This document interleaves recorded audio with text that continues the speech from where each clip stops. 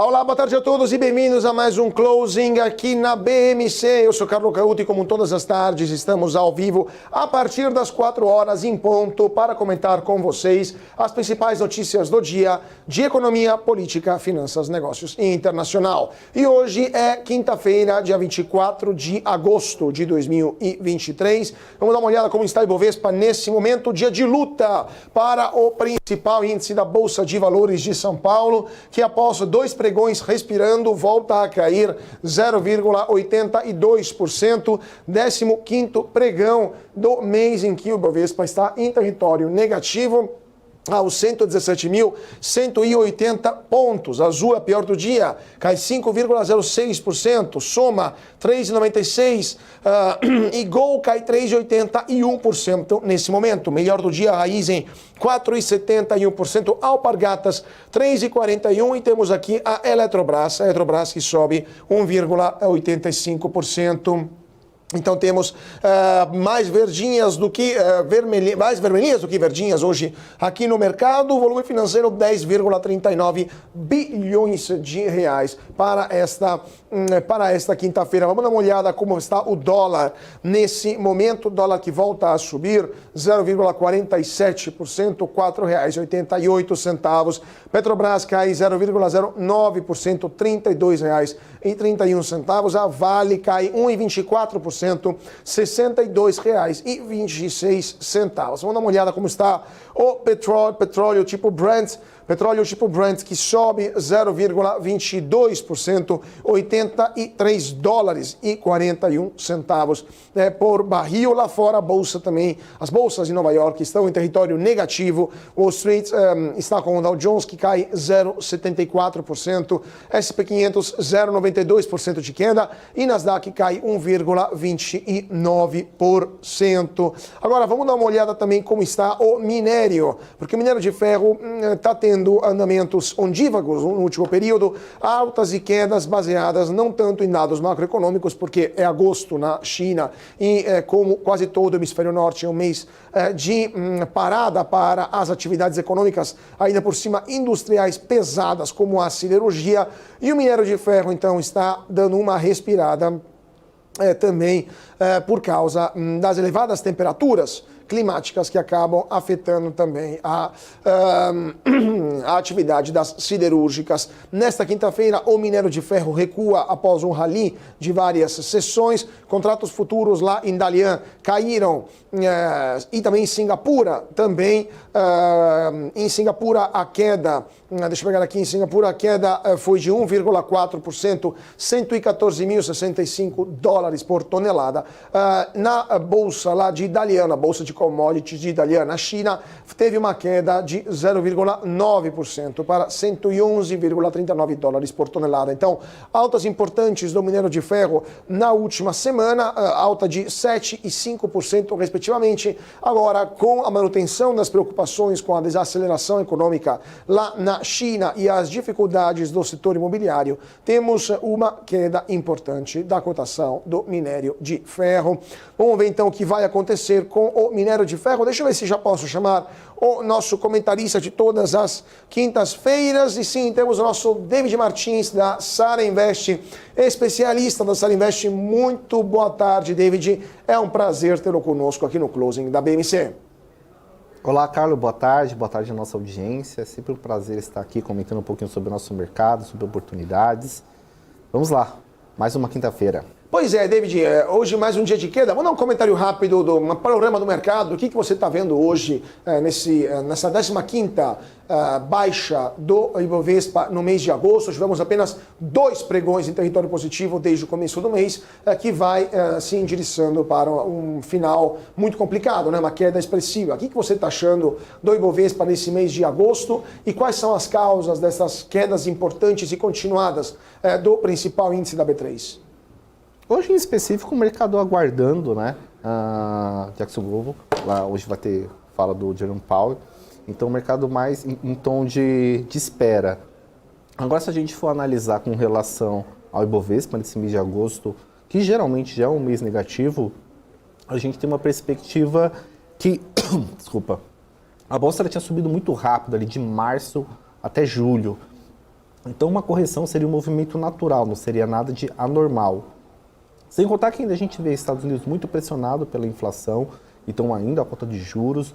Já teve fala de alguns diretores na reunião que está acontecendo nos Estados Unidos, dos bancos centrais, do Fed, mencionando a questão que pode ainda continuar esse movimento de alta de juros para conter a inflação.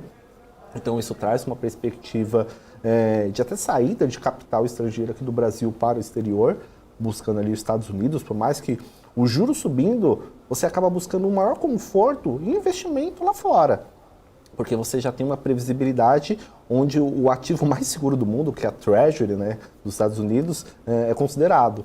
Então esse é um movimento natural. Sem contar a China, ainda muito aquém daquilo que o mercado tinha como perspectiva no final do ano passado. Brasil voltando ao Congresso, então algumas questões que vieram à tona nesse mês de agosto. Mas a correção, foram 16 dias praticamente ali de queda, a gente falou de percentualmente 7%. Em 2 dias de alta, o Ibovespa subiu um pouco acima de 3%. Então essa queda, por mais que tenha sido vários dias seguidos, não foi percentualmente uma queda tão grande. E isso, novamente, bato na tecla, tem surgido oportunidade para quem não aproveitou esse movimento de alta, conseguir ainda papéis com desconto. Então acredito que a gente ainda tem perspectivas positivas, tanto para esse ano de 2023 como no ano de 2024.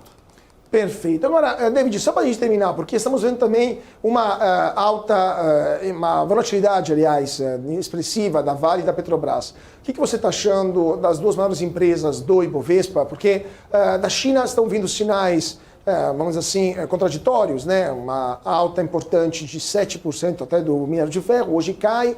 Todo mundo aguardando esses estímulos, estímulo que não vem. Muitas empresas pedindo falência. Antes de ontem tivemos o Chapter 15, né, pedido pela Country Garden, pela Evergrande, lá nos Estados Unidos. Então temos outras mais de 30 empresas do setor imobiliário da China que estão também em situação muito complicada com as contas que poderiam levar para uma falência também. Então, o que você está achando de Vale e de Petrobras por causa desta situação bastante complicada da segunda maior economia mundial e maior compradora, né, dos produtos, seja da Vale que da Petrobras?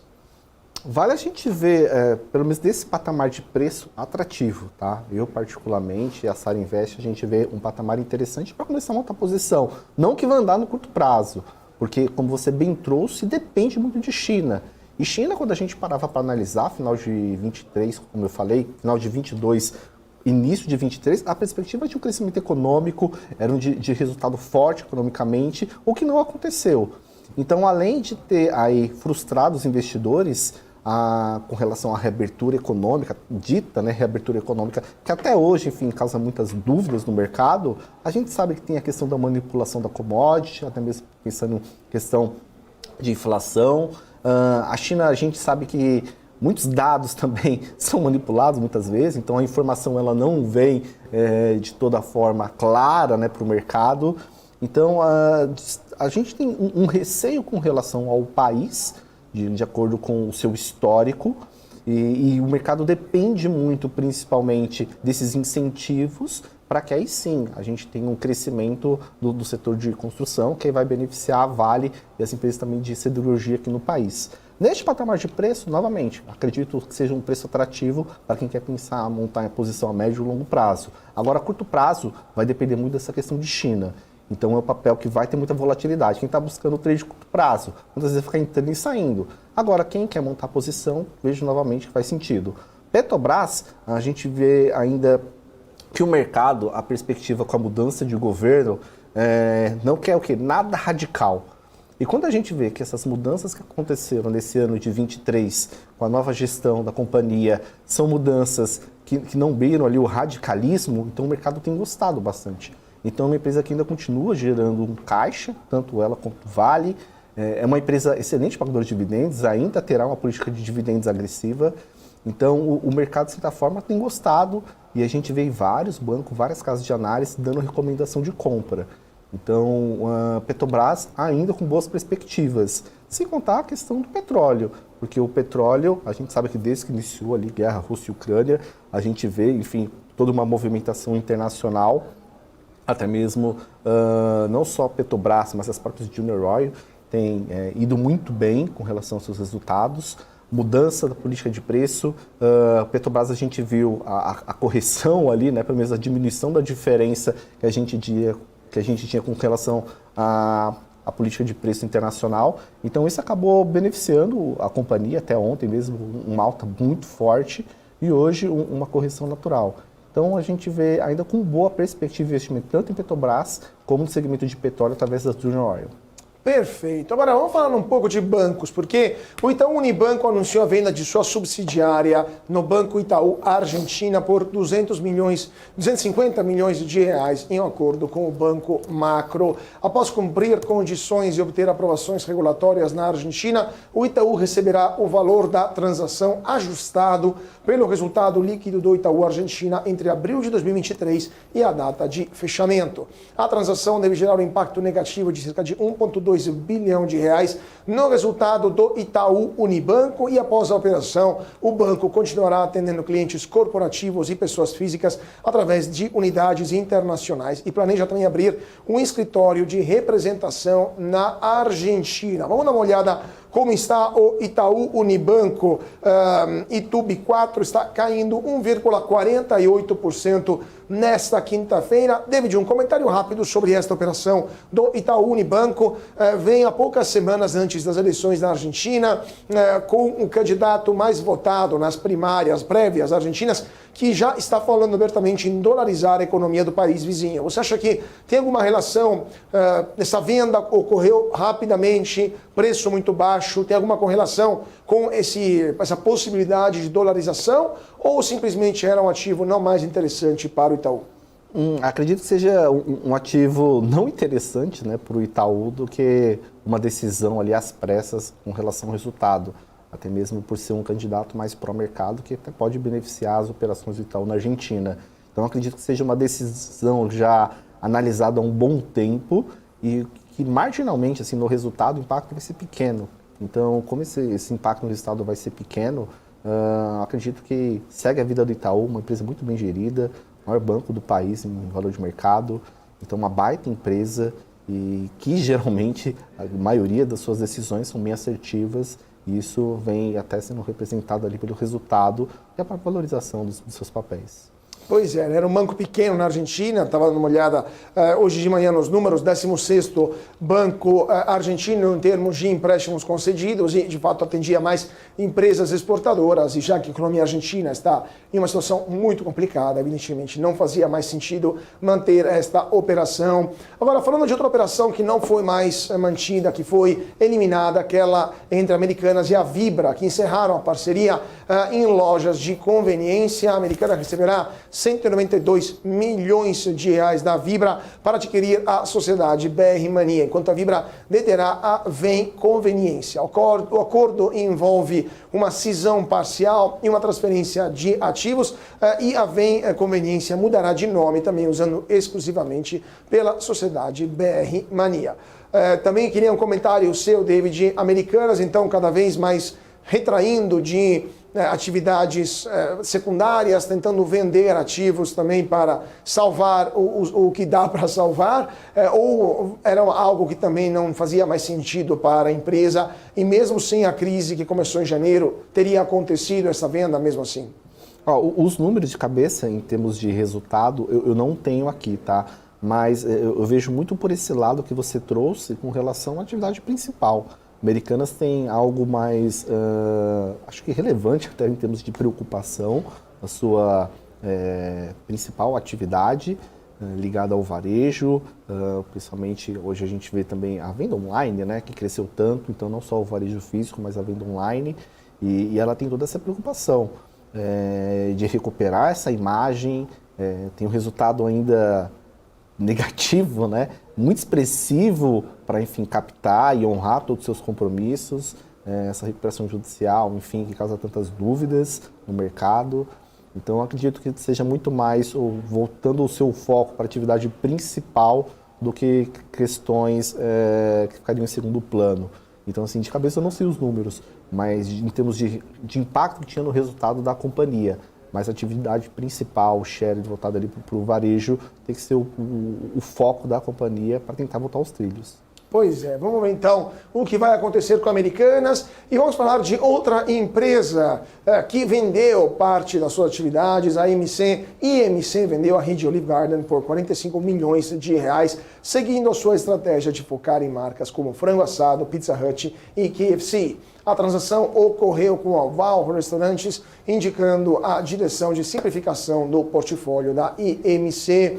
Também que está considerando mais desinvestimentos para fortalecer o seu posicionamento financeiro após ajustes bem-sucedidos, mantendo resultados consistentes. As ações da empresa tiveram alta nos últimos dias, mas o mercado ainda está avaliando esta abordagem. E um estudo da FIP, encomendado pela JBS, revelou que a empresa de alimentos e suas cadeias produtivas movimentaram 2,1% do PIB brasileiro e geraram 2,73% dos empregos no Brasil em 2021. A análise levou em conta resultados de unidades em mais de 130 municípios, relacionamentos com fornecedores diretos e efeitos nas cadeias de suprimentos. Os impactos se estendem às cidades vizinhas, influenciando empregos e salários. E lembrando que também a JBS emprega atualmente 145 mil funcionários no Brasil, com impacto estimado em 2,9 milhões de pessoas. No mundo, a empresa hoje conta com 260 mil colaboradores para a produção de produtos a partir de aves, suínos, bovinos, ovinos e plant-based. E agora vamos falar um pouco de macroeconomia, porque a Moody's não planeja alterar o rating do Brasil em 2023. A agência de classificação de risco enfatizou a importância da efetiva execução do arcabouço fiscal antes de qualquer mudança na nota de crédito. Embora a aprovação do arcabouço fiscal tenha sido positiva e esperada, a agência vai continuar monitorando o perfil de investimento do país e a capacidade do governo de atrair novos investimentos. O Brasil mantém o rating Ba2 desde 2016, não tem então o investment rate, e a principal fraqueza do país é no perfil fiscal, mas a agência estima uma possível revisão se a relação dívida-PIB diminuir. Recentemente, a Fitch e a S&P Global revisaram o rating do Brasil e melhoraram a perspectiva para o país. Agora, David, eu queria te perguntar duas coisas. O que você acha dessa posição da Fitch, né? Mas também de outras empresas, de outras agências de classificação de risco, a Standard & Poor's e a Moody's, que estão tendo uma visão mais positiva em relação ao Brasil, moderadamente positiva, né? Estão tendo uma visão mais otimista, diria, né, em relação ao Brasil. De fato, isso faz sentido. A parte fiscal ainda preocupa, considerando que a gente tem uma trajetória de dívida que vai levar a dívida pública para 90% do PIB, ou você acha que as agências de classificação de risco estão sendo tomadas por uma euforia não racional, né, não justificada, e poderia provocar isso problemas para os investidores? O sentimento que nós temos é que, assim, não só o sentimento, tá? Até mesmo já tem várias análises que levam a classificação, esses rating pelas agências de risco, sempre tem um delay.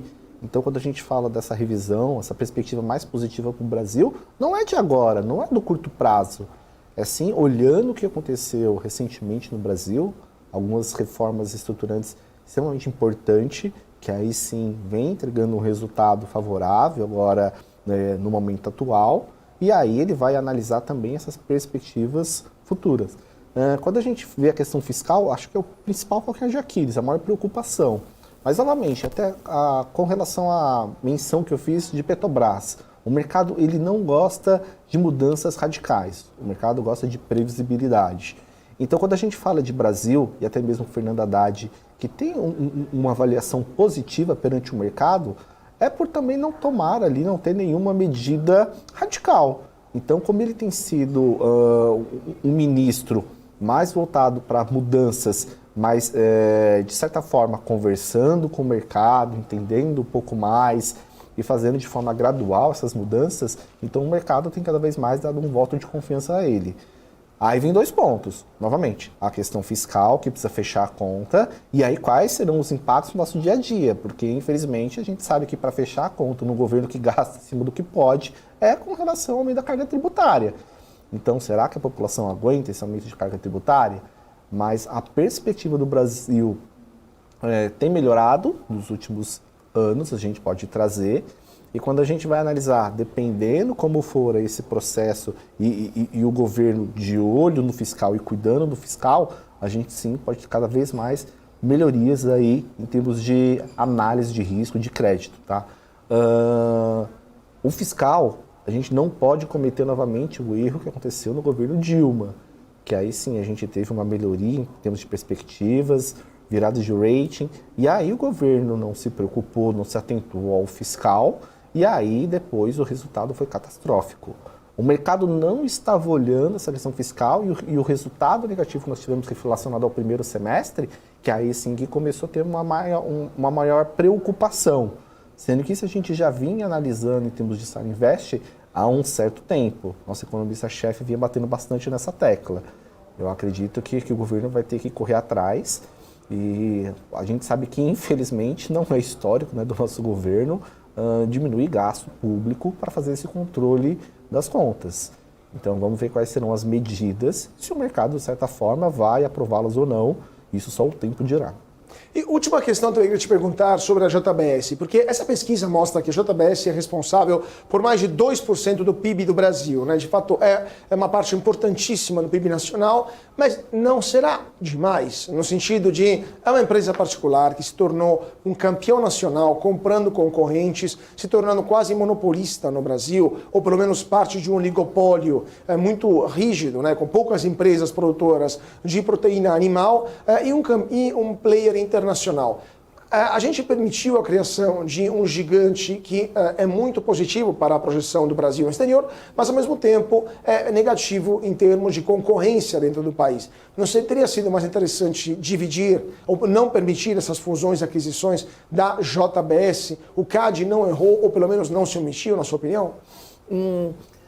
Assim, a JBS, a gente sabe que muitas aquisições ocorreram no exterior, né? Mas quando a gente fala até de Brasil, e aí o tamanho do player, o tamanho da JBS, a sua representatividade, que é significativa, eu acho que, assim, gera essa interrogação na cabeça de todos. Como é que foi feito essa autorização de diversas aquisições pelo CAD? Será se teve influência política ou não? A gente sabe do histórico também dos irmãos batistas, né, com relação à política. Então, a gente sabe que hoje ela é extremamente relevante, não só hoje, né, nos últimos anos, é uma empresa extremamente relevante para o nosso país, demonstra novamente a força voltada para o agronegócio, falando de uma forma mais ampla, né, e muitas vezes até batida ali pelo governo federal atual, mas eu acho que assim, é uma boa questão, tá, Carlos, esse oligopólio existente, se ele é benéfico ou não, falando de companhias aqui no Brasil. A gente sabe que a área de atuação também está ligada à commodity, né? Então depende muito da questão de preço internacional, vai depender muito de oferta e demanda. Então há outras variáveis que a gente precisa analisar. Mas fica essa interrogação até para mim também com relação a como é que foi o posicionamento do CAD, né, nesse processo de fusão e aquisições no decorrer dos anos. Se teve ou não essa toda influência política que acabou beneficiando uma empresa e essa empresa tornou a gigante que é a JBS e toda a sua representatividade que ela tem. Perfeito. Agora vamos ver se já temos o nosso primeiro convidado de hoje aqui conosco, Caio Augusto. Caio Augusto, economista do Terraço Econômico. Muito boa tarde, Caio. Aqui está conosco. Sempre um prazer revê-lo aqui no Closing da BMC. Opa, eu que sempre agradeço os convites. Boa tarde a todos que estão nos acompanhando aqui na BMC News. Caio, vamos lá. Essa semana o Congresso, a Câmara dos Deputados, há poucas horas atrás, aprovou o arcabouço fiscal. Temos um novo marco fiscal no Brasil. Na verdade, substituímos um teto de gastos com um piso de gastos.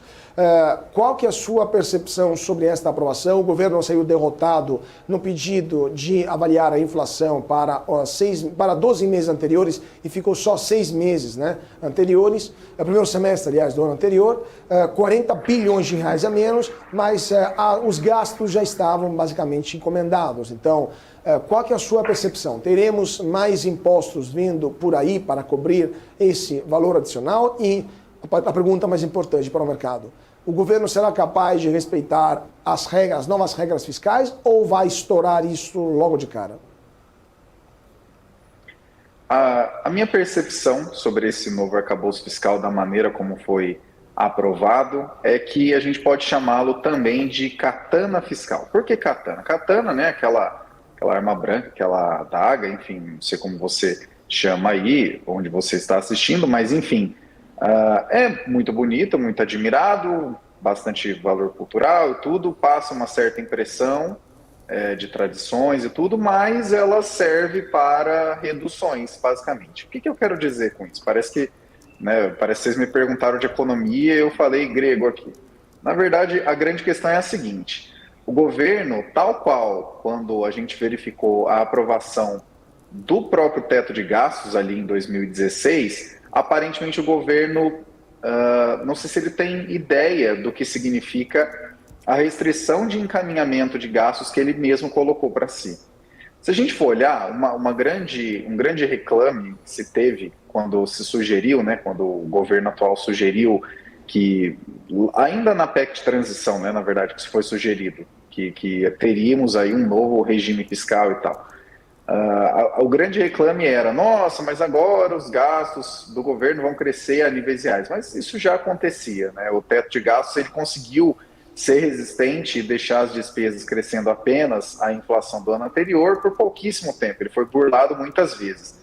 E a grande sacada dessa nova estrutura é que ela, por um lado, só permite o crescimento, ela coloca o crescimento real em todos os anos, né, de 0,6% a 2,5%, só que ela só permite que, em um ano muito bom de crescimento de receitas, que esse gasto cresça R$ 2,5 real, ou seja, né, se tiver um crescimento acima disso, vai ter que ficar represado.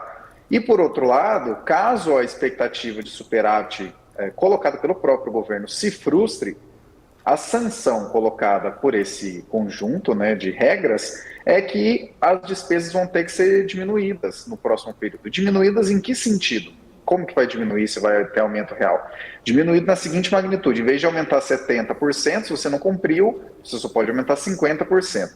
Talvez, por um lado, isso pareça que, mas se a despesa vai sempre aumentar, como que isso é uma sanção? Mas a grande realidade é o seguinte: se você for olhar o histórico de um governo mais à esquerda, mais ligado a uma presença mais maciça e incisiva do Estado, como é o caso de governos do PT, né, o histórico que a gente tem aí, pelo menos do começo dos anos 2000 para cá, você vai verificar que, na média, o crescimento do gasto colocado por esses governos, ele é bastante superior a esses 2,5%. Então, a visão do mercado, geralmente, é um pouco, não vou dizer de conformismo, mas pelo menos imagina que ter alguma regra é melhor que não ter nenhuma regra. Só que, na verdade, a grande preocupação, e por isso Katana, né, é muito bonita, muito admirada, mas tem o objetivo de ferir o outro e tudo mais ali originalmente.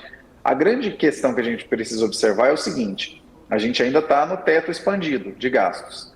Quando essa regra funcionar, ela vai ser respeitada ou ela vai ser alterada? Porque nos dois cenários é possível que se discuta a alteração.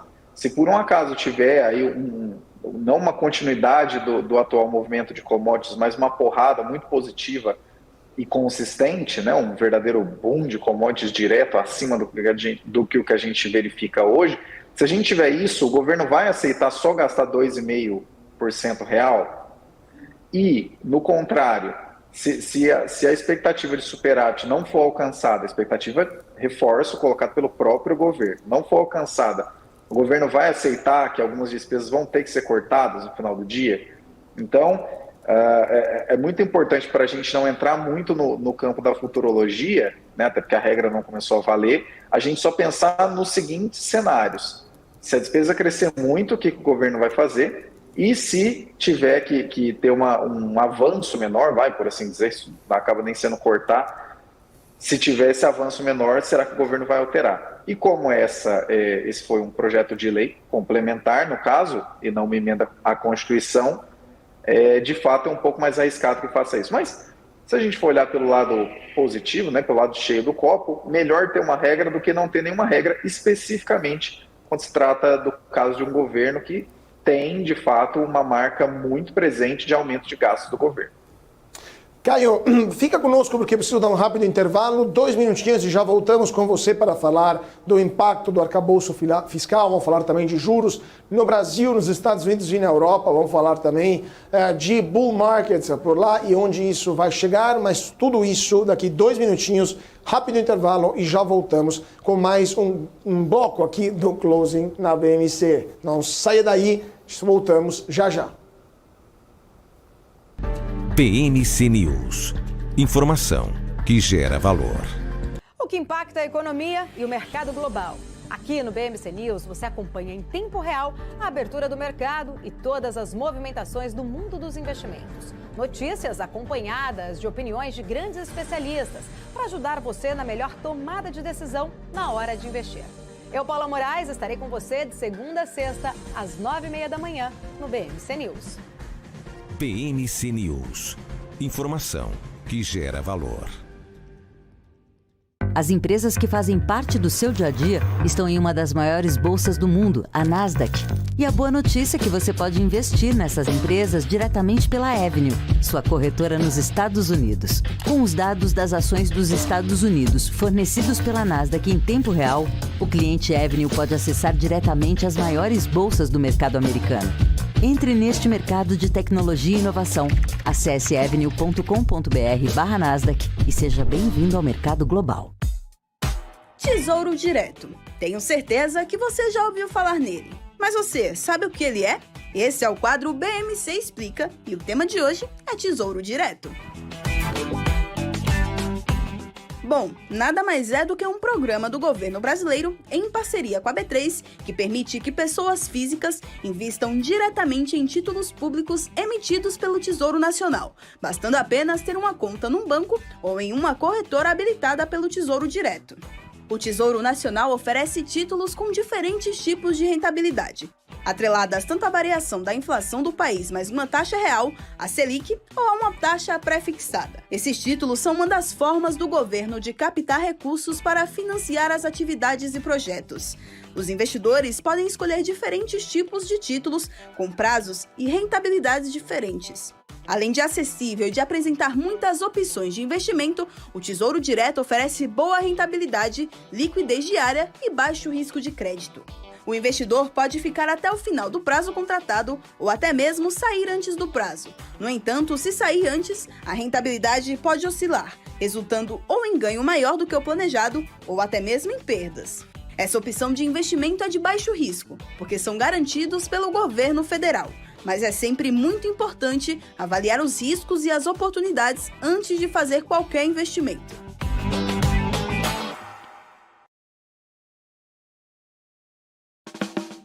Quem só vê o BTG como um banco de investimentos, não vê todos os benefícios que ele pode oferecer. Aqui você tem a liberdade de ligar a qualquer hora.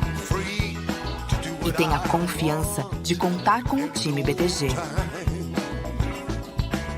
É você no controle da sua vida financeira de um jeito simples e compatível com a sua rotina. O BTG reconhece quem é você e está pronto para potencializar a sua trajetória. BMC News. Informação que gera valor.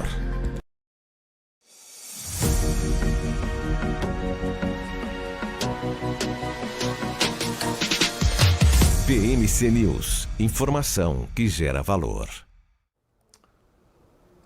E de volta para o nosso closing aqui na BMC. Muito boa tarde para você que está se sintonizando agora. Nesse momento, 4 horas e 34 minutos. Vamos dar uma olhada como está o mercado, porque está fechando mais um dia em queda. Menos 0,84% é o andamento do Ibovespa. Nesse momento, 117.147 pontos. Dia de luta para o principal índice da Bolsa de Valores de São Paulo. Como vocês estão vendo aqui atrás de mim, mais vermelhinhos do que verdinhos. Azul cai 5,37%, Soma 3,85%, Gol 4,19%, CVC 3,95% também. Raizen a melhor do dia, 4,16%, Alpargatas 3,10%, IRB Brasil, IRB sobe 1,79%, a resseguradora após dias de forte turbulência. Vamos dar uma olhada no dólar também, né? Porque o dólar voltou né, a subir nesta quinta-feira. Dólar sobe 0,31%, R$ 4,87.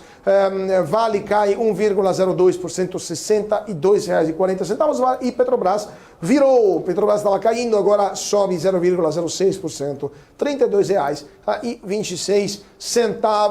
Vamos dar uma olhada como estão as bolsas lá fora também. S&P 500 cai 0,98%, Dow Jones 0,72%, Nasdaq 1,51% de queda para o Nasdaq. Agora, vamos voltar a falar com o Caio Augusto, economista do Terraço Econômico, porque estava conversando sobre arcabouço fiscal. Caio, você considera o arcabouço uma katana fiscal, vamos dizer assim, né, que você falou, mas a pergunta que te faço é, em relação ao teto que você estava conversando, que era basicamente um incentivo para que a classe política limitasse os gastos e tomasse decisões onde alocar recursos da forma mais eficiente possível, né? Por outro lado, o arcabouço, tendo um piso mínimo de gastos, não muda essa série de incentivos para uma fase mais arrecadatória, ou seja, já que tem que gastar por força, o incentivo para os políticos é onde achar esse dinheiro, ou seja, não tem o risco de um aumento da carga tributária que virá por causa do incentivo perverso incluído dentro do arcabouço? Sim, e principalmente pelo fato de que, se a gente for observar todos os incentivos colocados em relação a gastos adicionais ou redução de despesas, o que a gente mais verifica é que gastos adicionais estão acontecendo. Até se a gente for observar recentemente, né, foi anunciado aí o novo PAC, diversos investimentos, tudo bem que tem ali uma certa megalomania típica de governos, na verdade eu não vou nem falar de governos de esquerda, é o tipo de coisa que acontece, parece que o pessoal pega a caneta ali do poder aqui no Brasil e começa a ficar meio megalomaníaco nos números, né, 1 trilhão de investimentos, 600 bilhões de iniciativa privada, mas enfim, qualquer que seja o caso, quando as suas contas não estão fechando e você não necessariamente consegue trazer a resposta de como é que elas vão fechar, você não deveria estar colocando despesas novas na mesa. E principalmente se você estiver colocando despesas novas com outras despesas antigas e já empenhadas, por exemplo, precatórios, em uma verdadeira contabilidade criativa, né? Que é essa questão que foi colocada agora de colocar... está sendo aventado ou foi aventado, não sei se essa ideia já saiu da mesa, mas no Brasil é muito complicado porque as ideias ruins elas sempre permeiam o debate, é muito doido isso, de colocar precatórios como despesa financeira, porque despesa financeira não entra na conta do superávit primário. Superávit primário são só as despesas e receitas operacionais do governo, não as financeiras, né? Pagamento de dívida, por exemplo, o que não faz o menor sentido, né? Porque precatório de fato não é uma dívida, é um apagar de outra natureza, não é um financiamento, né? A pessoa processou o Estado e perdeu e ganhou, diga-se de passagem, isso não é uma dívida. Enfim, em algumas tecnicidades as coisas podem se perder, o dinheiro pode continuar saindo com um resultado fiscal fictício, e um ponto que é muito importante da gente ter em mente é o seguinte: o que esse conjunto de regras traz não é a resolução dos gastos em si, mais um, vamos dizer assim, duas balizas, de máximo, que é esse R$ 2,5, e de mínimo, que é esse R$ 0,6. Ele não mexe com as despesas em si.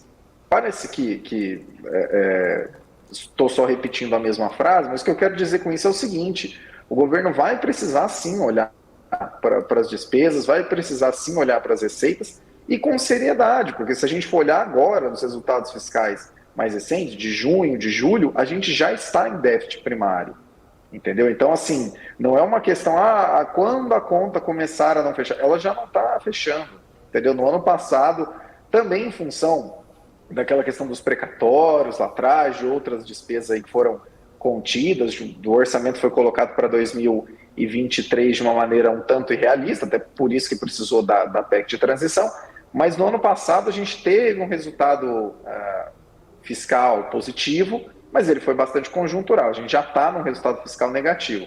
Então é importante que assim, beleza, o governo sinalizou, olha, a gente não vai gastar mais do que 2,5% real ao ano, mas a gente vai sempre fazer 0,6%. real todos os anos. Ok, então dentro dessa margem, as escolhas precisarão ser feitas. Vejo com bastante, como uma possibilidade interessante, o que está sendo feito dentro do Ministério do Planejamento, através de uma secretaria de revisão de políticas públicas e tudo mais, mas, por outro lado, uma coisa que me deixa bastante cético em relação à capacidade de atuação dessa secretaria especial, que é tocada pelo Sérgio Firpo, uma pessoa extraordinária do INSPER, uma pessoa excelente, muito inteligente e muito capaz.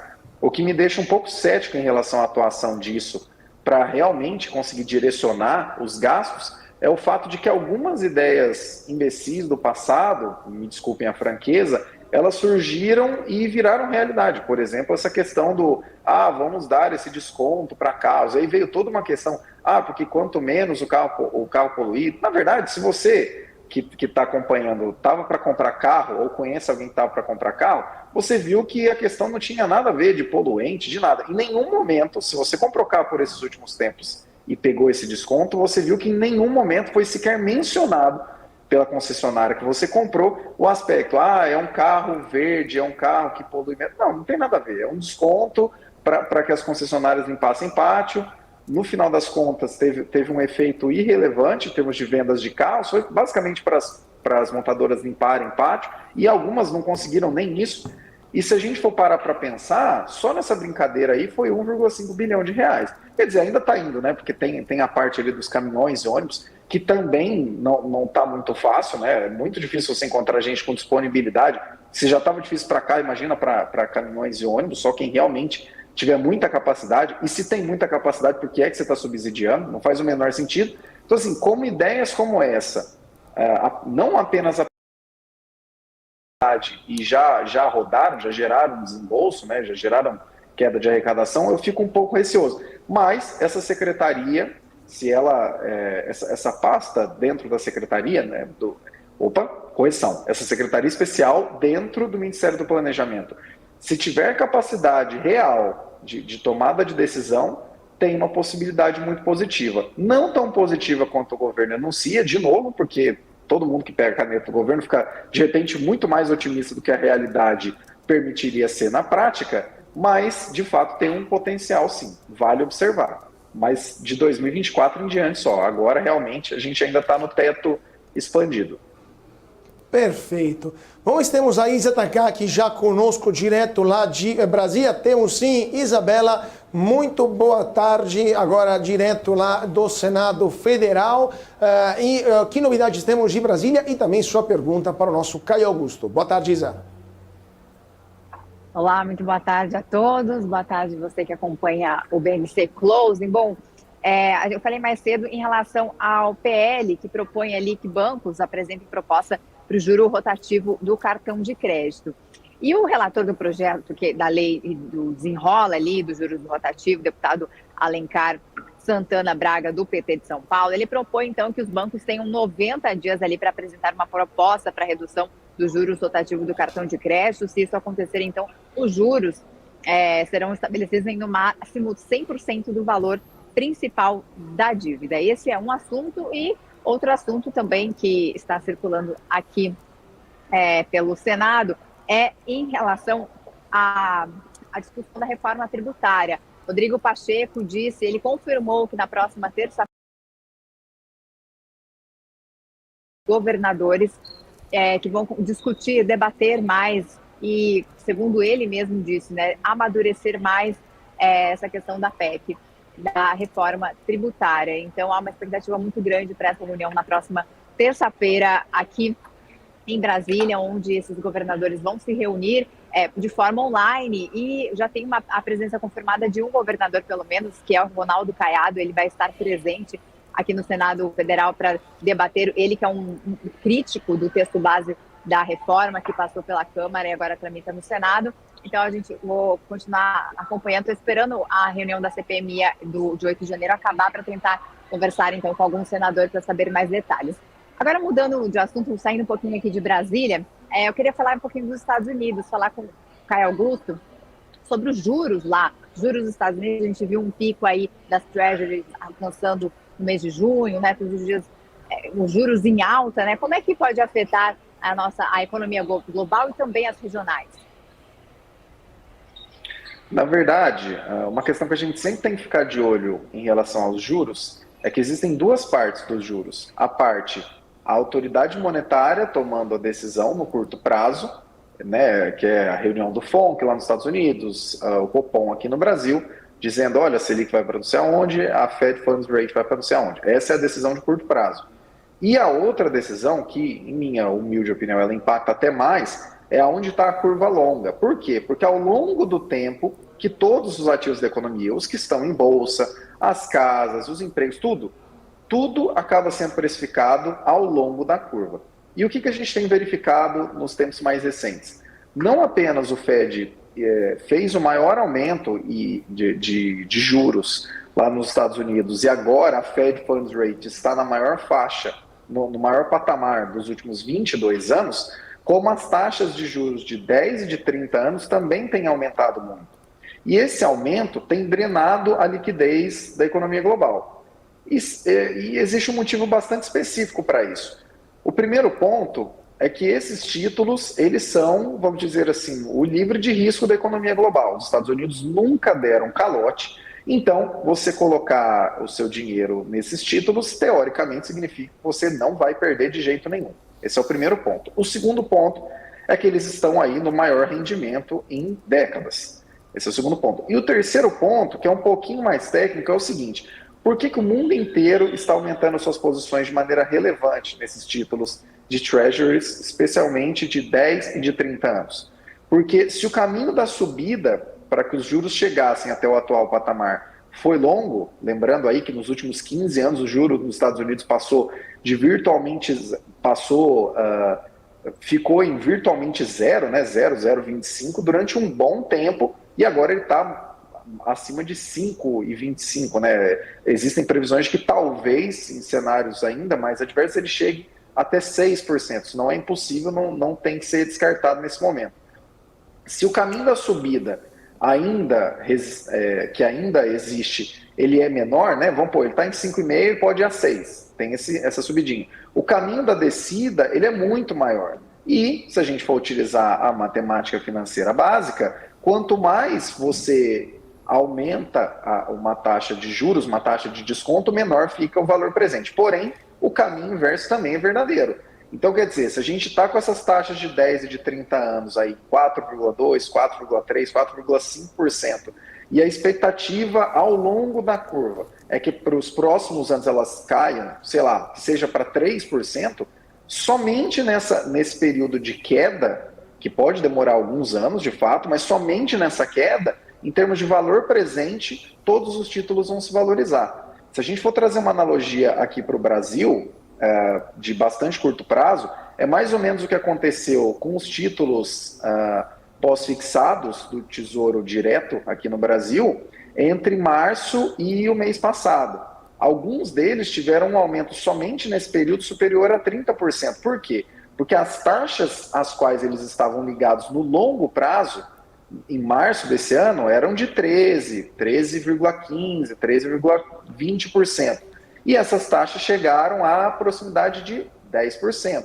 Se você faz isso para um ano, talvez não tenha um efeito tão grande. Se você faz isso para 5 anos, talvez não tenha um efeito tão grande. Mas se você faz isso para títulos de 20, 30 anos, o efeito é enorme. Então, esse posicionamento, esse aumento das taxas de juros de 10 e de 30 anos nos Estados Unidos tem sugado, de fato, a liquidez do mundo.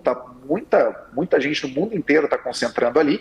E faz muito sentido, porque a hora que essas taxas começarem a cair, não sabemos ainda quando, porque de fato elas ainda têm um período, têm uma possibilidade de aumentar e seguem aumentando. Quando essas taxas começarem a cair, elas têm muito mais possibilidade, mais espaço para cair do que para subir residualmente. Em outras palavras, se você estiver comprando títulos de Treasury nesse exato momento dos Estados Unidos, provavelmente você ainda vai perder um pouco de valor presente quando essas taxas subirem mais um pouco, como provavelmente ainda deve acontecer. Porém, o caminho positivo, se você tiver a capacidade de segurar esses títulos por um período razoável de anos, é bastante positivo. Por isso que o mundo inteiro está concentrando aplicações em Treasuries agora. Perfeito. Agora, Último ponto que... Aliás, não, vou deixar a palavra para o nosso David Martins, né? Porque senão a gente só faz perguntas. David, sua pergunta para o nosso Caio Augusto. Olá, Caio, um prazer estar falando contigo, uma excelente tarde. Caio, de acordo com esse seu relato, falando um pouquinho sobre tanto os juros aqui no Brasil como os juros nos Estados Unidos, gostaria que você também tecesse um pouquinho com relação às perspectivas para a nossa Bolsa de Valores. O que você tem visto com relação ao impacto desse aumento de juros nos Estados Unidos aqui? Você acredita que também a queda de juros no Brasil, na Selic, a gente pode continuar esse ciclo de alta que nós tivemos nos últimos meses? Então, segundo semestre de 23, 24, você acredita que a gente tem perspectivas positivas? Ou até mesmo com relação a esse impacto fiscal, esse problema fiscal que você também mencionou, a gente pode ter aí um mercado mais volátil e até uma possível queda? Como você tem feito a leitura do nosso Ibovespa, por gentileza? Eu verifico que nesses próximos 2 trimestres, esse que a gente está agora, o próximo que fecha o ano e o começo do ano que vem, a gente ainda deve passar por algumas oscilações em virtude, dentre outros motivos, dessa concentração muito grande em treasuries que está acontecendo agora, né, dessas tensões. Até esses dias eu estava conversando isso num grupo de amigos, né, a gente estava falando sobre a economia americana e a minha visão é mais ou menos a seguinte: os juros dos Estados Unidos, eles não estão conseguindo, mesmo que a inflação tenha cedido bastante, eles não estão conseguindo alcançar a missão de ancoramento de expectativa de inflação no curto prazo, mas quem vai conseguir fazer isso são os juros ao longo do tempo.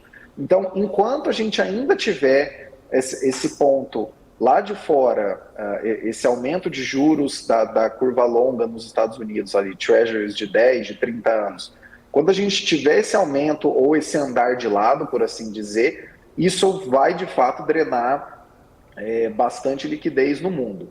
Porém, esse aumento não será para sempre e o lado positivo é que o upside, mas, novamente, é sempre importante, antes mesmo de dar essa notícia, eu vou fazer um disclaimer. Eu estou falando de longo prazo, tá, pessoal? De 5, de 10 anos, talvez até mais.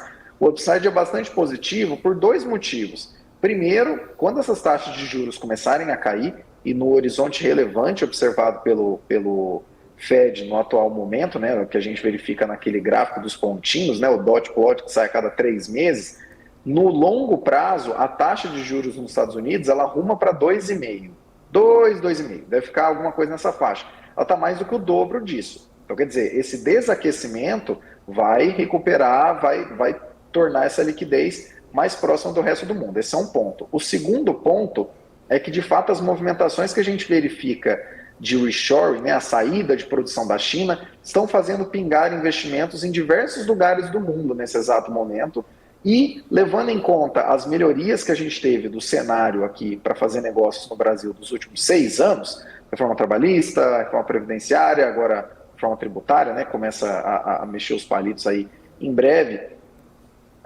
Quando a gente olha todo esse cenário, alguns investimentos, e de novo, em um prazo mais esticado, isso não é instantâneo, isso não vai acontecer no curto prazo, tem uma perspectiva positiva. E o terceiro ponto é o seguinte: toda vez que no Brasil a gente passa por um período bastante apertado de juros muito restritivos, como eles estão agora, embora estejam caindo, e embora o Banco Central já tenha sinalizado que eles continuarão em território restritivo mesmo quando esse ciclo de juros acabar, toda vez que a gente tem um aumento muito grande, por um lado, isso é positivo, porque o endividamento pesa, a rolagem de dívida das pessoas físicas e das empresas pesa bastante, mas por um outro lado positivo, as empresas que ficam diante disso financeiramente saudáveis, por assim dizer, elas mostram uma resiliência muito maior. Se vocês forem olhar, é claro, dadas as devidas proporções, a gente tem nos Estados Unidos os juros no maior patamar em 22 anos e eles estão em 5,5%. O que significa que, se você olhar mesmo a taxa de cartão de crédito dos Estados Unidos, acho que se eu não estou enganado, ela bateu um recorde recentemente de 20% ao ano. As taxas de juros do cartão de crédito no Brasil são de mais de 10% ao mês, qualquer banco que você for olhar. Se você for olhar também a estrutura para as empresas, ok, tem empresas que pegam ali, fazem o seu endividamento com base na Fed Funds Rate e mais algum extra FII ali para cobrir a operação, Mas no Brasil você tem empresas grandes, razoavelmente grandes e muito presentes, pegando empréstimo no mercado, CDI mais 6%. Então, se a gente for olhar, as empresas brasileiras que sobreviverem a um cenário tão restritivo de juros e mostrarem que tem capacidade de crescimento, que tem capacidade de geração de caixa e que entendem muito bem do negócio em que estão posicionadas, em termos de market share, em termos de distribuição, em termos de atendimento das demandas que delas os acionistas e também as pessoas que utilizam os serviços e produtos esperam, essas empresas, se elas já estão positivamente, se elas já estão positivas e saudáveis em termos financeiros com esse cenário tão restritivo aqui e lá fora, quando esse cenário começar a dar uma aliviada, fica ainda mais tranquilo. A única dificuldade, na verdade, que a gente pode observar nesse cenário de médio e longo prazo seria o fato de termos uma reversão da reversão. E reversão da reversão eu quero dizer, crise de 2008, juros nos Estados Unidos basicamente zero durante um bom tempo, irrigou a economia, acabou inflando aí algumas bolhas e o Fed encheu de ativos o seu balanço. O balanço do Fed ainda está em 8,2 trilhões, mais ou menos, chegou a quase 9. Ou seja, né, já expurgou aí, já tirou do balanço quase 800 bilhões de dólares, que é bastante dinheiro, mas ainda está bem longe do que era no pré-crise de 2008 e bem longe ainda do que estava no pré-pandemia também.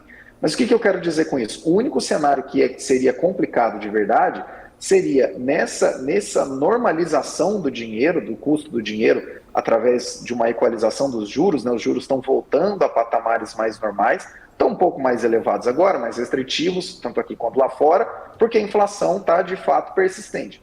Mas quando as coisas começarem a se encaminhar de uma maneira mais racional, e não sabemos quanto tempo isso vai demorar, mas enfim, parece que essa normalização vai seguir adiante, tanto nos Estados Unidos quanto na Europa. Quando essa normalização acontecer e as taxas de juros tiverem espaço confortável para começar a descer, lá fora elas vão ter um intervalo legal e aqui no Brasil, claro, também depende de outras condições, como você bem lembrou, arcabouço fiscal e tudo mais, né? O governo não fazendo nenhuma grande lambança e nenhum gasto além da conta que se prova improdutivo, como a gente teve nos PACs anteriores, por exemplo, já fica aí uma dica. Caso a gente não faça nenhuma grande lambança, o intervalo é bastante positivo, num prazo mais esticado, mas é bastante positivo a meu ver. Perfeito, então vamos ver o que vai acontecer e com certeza voltaremos a falar com o Caio Augusto do Terraço Econômico, economista do Terraço Econômico. Caio, muito obrigado, como sempre, é um prazer tê-lo conosco aqui no Closing da BMC. Até mais. Opa, obrigado pessoal, até mais. Até mais. E vamos chamar o nosso segundo convidado de hoje, o Henrique Vasconcelos, analista da Nord Research. Muito boa tarde, Henrique. É um prazer tê-lo conosco aqui no Closing da BMC. Boa tarde, Carlo, David. Prazer estar aqui com vocês novamente.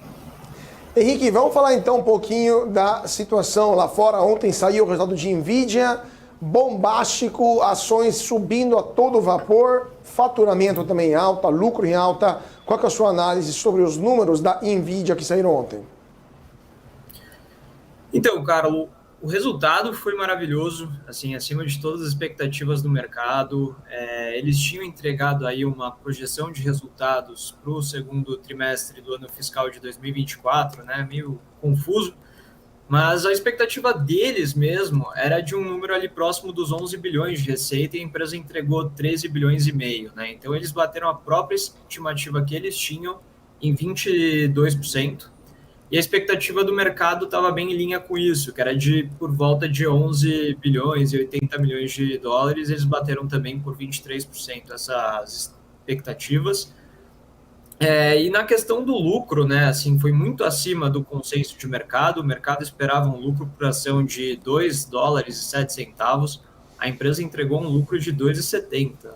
E acho que o mercado hoje foi uma aula de humildade, assim, para todos, que mostrou, né, que por mais que o resultado tenha sido bombástico, as ações subiram 0,4 no dia, Nasdaq caindo, S&P caindo, tudo caindo hoje no mundo praticamente. Mas os resultados da empresa foram muito bons, né? E acho que dá para a gente dizer que o grande catalisador é a infraestrutura por trás de inteligência artificial, que está movendo essa economia de chips no mundo. Pois é, né? De fato, um resultado surpreendente que, inclusive, é evidente na Bolsa de Valores. Estava dando uma olhada aqui agora nas cotações da Nvidia lá no Nasdaq. Um resultado, de fato, muito interessante. Hoje está em alta, inclusive não está nem tão subindo, nem tão forte assim. Agora, dando uma leve queda às ações da Nvidia, aqui no nosso Profit da Andelógica. Estou vendo que estão alta de apenas 0,12%, mas elas abriram em forte alta. E se a gente pegar o andamento das ações da Nvidia nos últimos anos, pegamos ações apenas em 2020, né, estavam em $67, hoje estão em $471. Então, é uma alta muito, muito importante. Agora, Henrique, falando de Nvidia, mas também falando de outras gigantes da tecnologia, o que você está achando do mercado das Big Techs americanas como um todo? A Nvidia é um caso específico de um resultado particularmente brilhante ou todas as outras, na sua opinião, estão andando muito bem, obrigado, nesse pós-pandemia? A Nvidia, ela ofuscou um pouco o resultado das outras companhias, Carlos. Acho que quando você compara ela com uma AMD, com uma Qualcomm, com essas empresas desse segmento, havia já uma expectativa muito grande de resultados. E a maioria delas surpreenderam positivamente, mas por uma margem muito pequena. Agora, a margem que a Nvidia conseguiu surpreender o mercado foi muito maior, né? E talvez ela se mostra sendo realmente o epicentro dessa revolução tecnológica que a gente vai ter aí nos próximos anos com inteligência artificial. Agora, é uma questão também estrutural essas mudanças, né? E o quanto que isso vai impactar o resultado das empresas, eu acho que é muito cedo de fazer qualquer previsão. Tecnologia sempre pode ter um novo player, um concorrente deles que consiga desenvolver algo melhor amanhã, e aí o cliente muda, né, de fornecedor muito rápido. Mas acho que é um vento positivo, mostrando que o setor tem tudo aí para ser o grande destaque na temporada de resultados e talvez ao longo do ano como um todo, e a gente está bem interessado em acompanhar como vai ser esse desenvolvimento. Aí olhando empresas como Microsoft, Amazon, até o próprio Facebook, né, a Meta, elas estão carregando esse crescimento da Nvidia e elas também têm surpreendido positivamente o mercado. Então, aquela questão do mercado americano estar concentrado tanto na questão de alta no ano, nas Big Techs, parece fazer muito sentido. Perfeito.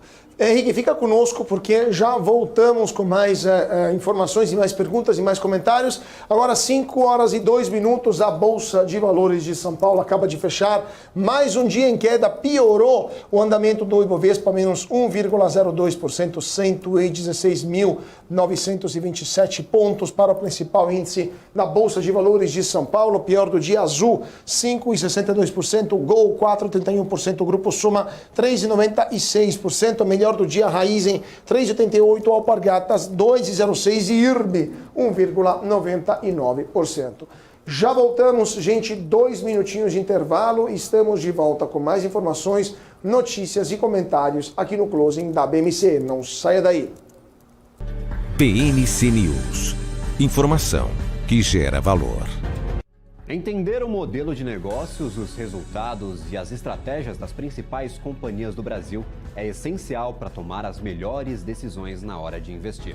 E é isso que nós trazemos no BMC Business. Entrevistamos os CEOs e diretores das principais companhias de capital aberto do país. Eu sou Gabriel Monteiro e encontro você no BMC Business todas as terças e quintas, às 22 horas, aqui na BMC News. BMC News. Informação que gera valor. A minha vida foi e é marcada por grandes histórias. Olha o gol, olha o gol, olha o gol. Depois dessa curva, vem pra vitória. Sonhos, objetivos, conquistas. Prepare o seu coração. Tive o privilégio de narrar e contar algumas delas. Na ponta dos dedos. Vibrar com elas. Me chamam de narrador de emoções. Faça festa. Mas, na verdade, eu narro escolhas. Escolhas que se tornam vitórias. Escolhas de quem fez história. É do Brasil, o Brasil inteiro. Escolhas que mudaram vidas, inclusive a minha. Por isso, eu escolhi a EQI Investimentos, o parceiro que me orienta na hora de investir e que me dá autonomia para conquistar meus objetivos. E você, que tal começar a investir nas suas escolhas? EQI Investimentos. Invista em suas escolhas. O que impacta a economia e o mercado global. Aqui no BMC News, você acompanha em tempo real a abertura do mercado e todas as movimentações do mundo dos investimentos. Notícias acompanhadas de opiniões de grandes especialistas para ajudar você na melhor tomada de decisão na hora de investir. Eu, Paula Moraes, estarei com você de segunda a sexta, às 9h30 da manhã, no BMC News. BMC News. Informação que gera valor. BMC News. Informação que gera valor.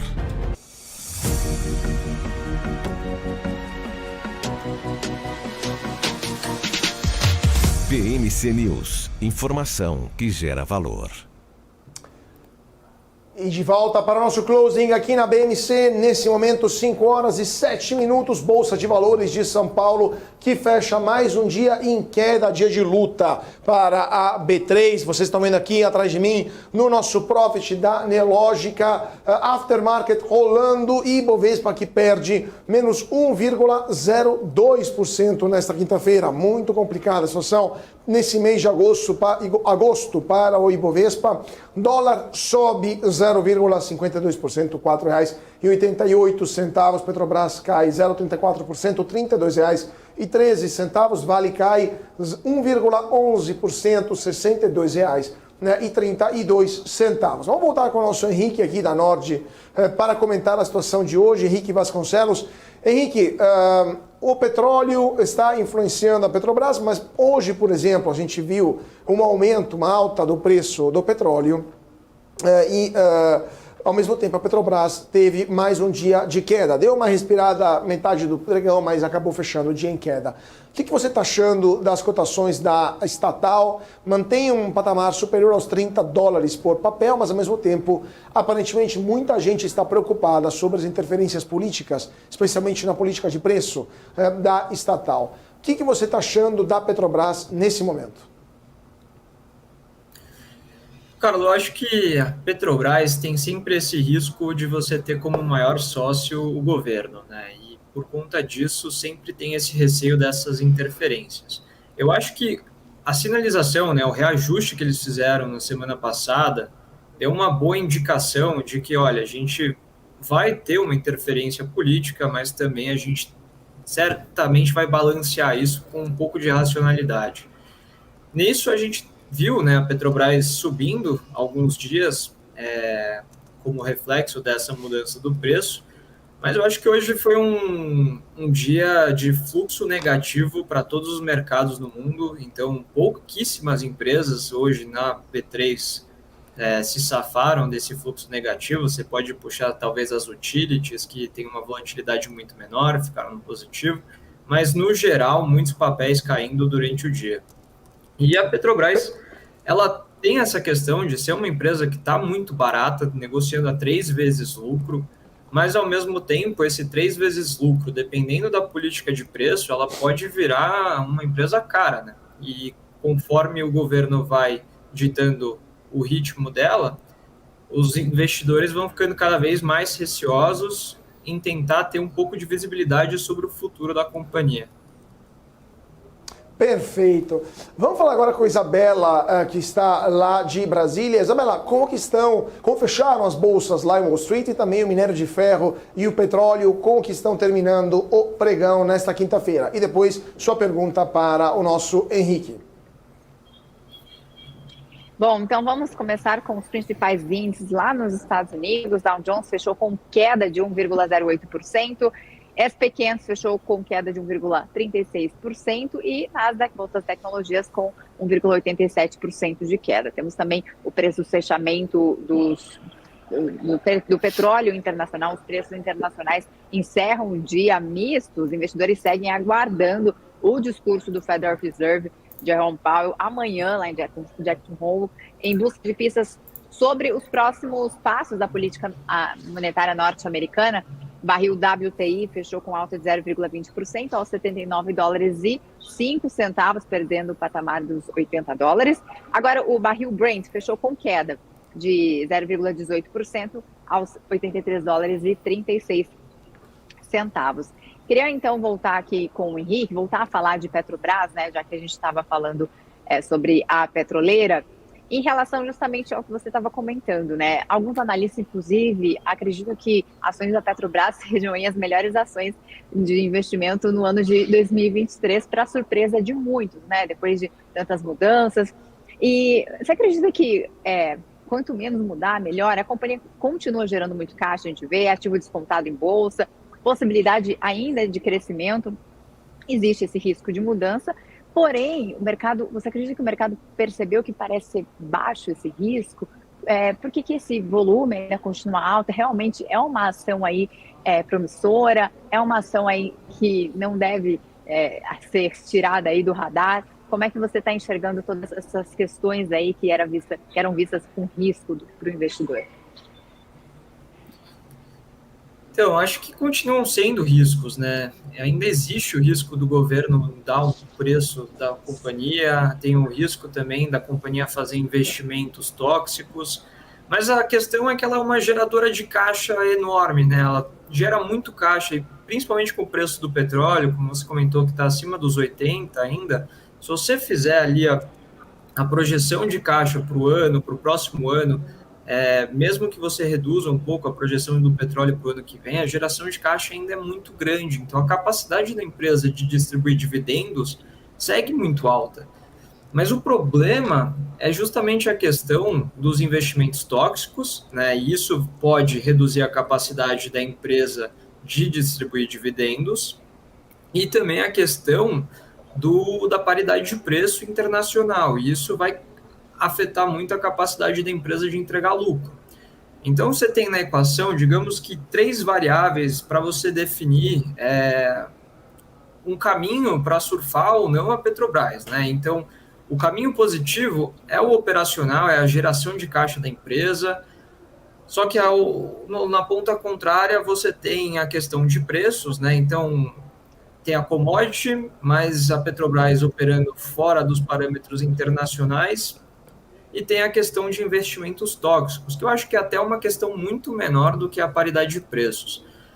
E me parece algo muito sim ou não. Então, eu não acho que está tão favorável para o investidor essa posição hoje.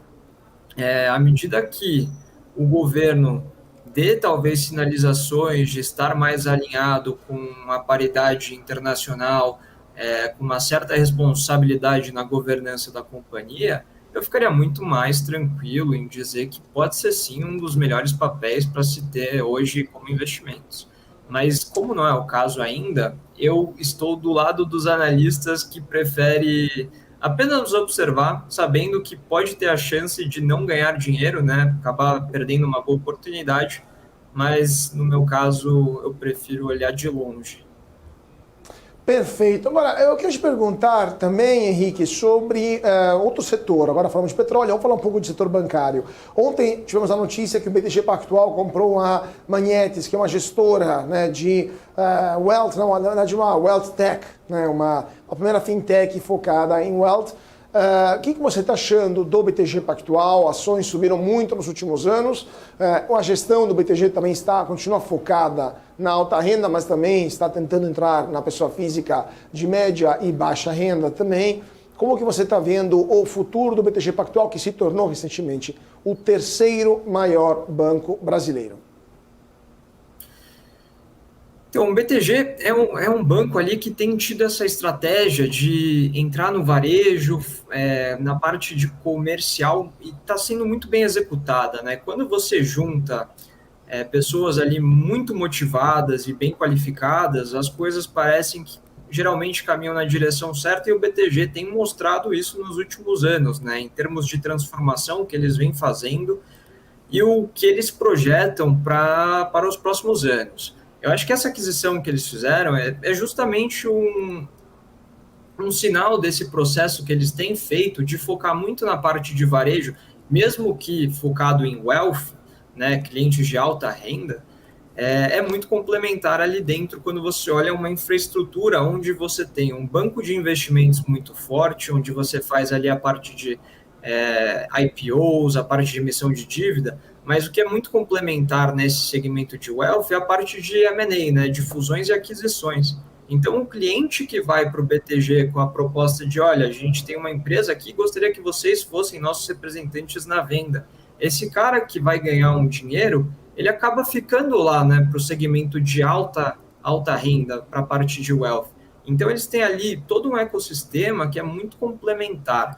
A empresa vem crescendo os resultados justamente com a captação de mais recursos de clientes, seja da parte de wealth, seja na parte de banco de varejo, ou na parte de asset também, que eles, mesmo num cenário muito ruim para a indústria como um todo, eles também estão tendo boa captação. Então, assim, é um banco que está se mostrando ser aquela empresa all-weather, né, que a gente fala no mercado, que o ciclo de juros está ruim para empresas, mesmo assim eles conseguem entregar resultados bons. E uma vez que os juros caiam, os resultados tendem a melhorar ainda mais, porque a parte de banco de investimentos volta a ter resultado. Então é uma empresa que a gente gosta bastante, é um banco com ROI aí acima dos 22%, é um banco que vem crescendo aí de forma consistente acima dos 2 dígitos, e tem tudo para manter aí crescimento nos próximos anos. Então, acho que é realmente de tirar o chapéu o que eles têm feito e o que eles devem continuar fazendo. Perfeito. David, sua pergunta para o Henrique. Olá, Henrique, boa tarde, um prazer estar falando contigo. Você comentou um pouquinho de NVIDIA, comentou um pouquinho de Petrobras, agora falou de BTG. Eu gostaria de verificar contigo com relação aí a que vocês têm observado na Nord, oportunidades na Bolsa do Brasil. A gente viu que os papéis andaram de março até julho, agora a gente tem aí um mês que está tendo uma leve correção. Vocês acreditam que tem ainda muitas oportunidades, muitos papéis descontados? Poderia mencionar alguns papéis que ficaram para trás? Ou até mesmo o próprio exemplo Prio, que vocês comentam bastante aqui, como nós da Sala Invest também, que por mais que tenha já subido de forma significativa, a gente sempre vai revisando para cima, porque a empresa vem entregando e sempre vem melhorando ali suas margens, vem melhorando seus resultados. Quais são as principais oportunidades, ou até mesmo setores aqui na nossa Bolsa, pensando tanto no segundo semestre de 2023 como 2024, como vocês investem na Nord, por gentileza? Então, eu acho que, Prio, a gente fala bastante aqui com vocês, vou falar de outras empresas para não chover no molhado, mas é uma empresa que a gente acredita ainda que tem bastante potencial. Mas do mesmo setor tem uma empresa que a gente também gosta, que é a PetroRecôncavo. Ela opera, né, campos onshore, né, em terra, e isso acaba fazendo com que o risco de produção seja muito menor do que o risco de produzir no mar. Ela está mais barata hoje em termos de múltiplos do que a própria Prio. E ela ainda está no processo de revitalizar os ativos que ela recentemente comprou. Então ela tem a capacidade aí de dobrar a produção nos próximos anos, com um múltiplo ali muito baixo ainda. A empresa é super redonda operacionalmente, eles fazem isso há mais de 30 anos, então é uma empresa aí que tem um histórico, apesar de ser recente na Bolsa, é uma empresa que tem um histórico super longo, fazendo exatamente isso que eles fazem. Então, é uma empresa que a gente gosta bastante, eles têm potencial não só, né, de crescer na parte de produção, né, de upstream, que é a parte de produção de óleo, mas eles podem vir a fazer parcerias com outras empresas para que eles operem campos dessas empresas. Então, e aí eu estou falando de empresas super pequenininhas, assim, menores, que atuam onshore no Brasil, e é um segmento que tende a consolidar ao longo dos próximos anos, fora a capacidade, né, da lei do gás, que abriu um oceano de mercado livre para o gás para eles atuarem, né? Então, é uma empresa que a gente gosta também. Fora ela, a gente gosta bastante de Banco Inter como fintech, né, nesse universo de tecnologia. Acho que tem ainda espaço para a empresa continuar crescendo à base de clientes. Eles mesmos dão um guidance para 2027, que ainda é distante, mas eles prometem aí um lucro de 5 bilhões de reais, e hoje a empresa está valendo ali por volta de 8 bilhões de reais. Então, se eles entregarem esse lucro, ou mesmo se entregarem metade do lucro, a empresa estaria negociando a menos de 5 vezes lucro, né? E para um banco, quando a gente olha os pares, O BTG negocia 13 vezes, é uma empresa excelente. A XP negocia mais de 15 vezes lucro, o Itaú negocia quase 9 vezes lucro, o Bradesco negocia um pouco mais, que o lucro está sofrendo recentemente, mas de qualquer forma a média do setor é 10, né?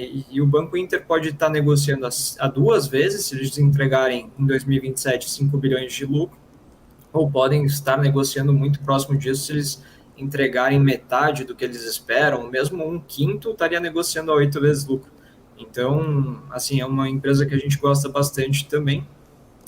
E aí, para falar de um outro setor, falar de locadoras, né, a gente gosta bastante de Simpar. É uma holding, mas que ela tem ali dentro dela alguns ativos que todos devem conhecer. Quem nunca pegou um carro na estrada e viu um caminhão da JSL, a maior empresa de logística rodoviária do país, eles são donos da Movida, né? Então qualquer um que já foi no aeroporto, já viu ali um quiosque da Movida para alugar um carro, e eles são donos da Vamos, uma empresa que faz a locação de caminhões, máquinas, focada em pesados. Então, e além de outros negócios que eles têm ali dentro do grupo, é uma empresa aí que o foco dela é na logística. O Brasil carece muito de uma consolidação nesse setor, a empresa deve seguir rumando para consolidar, né? Então é uma outra empresa que a gente gosta bastante aqui. Perfeito. Agora, o último ponto que eu queria te perguntar, Henrique, é sobre outra empresa que está dando o que falar, que é a Taurus, né? O que você está achando da Taurus?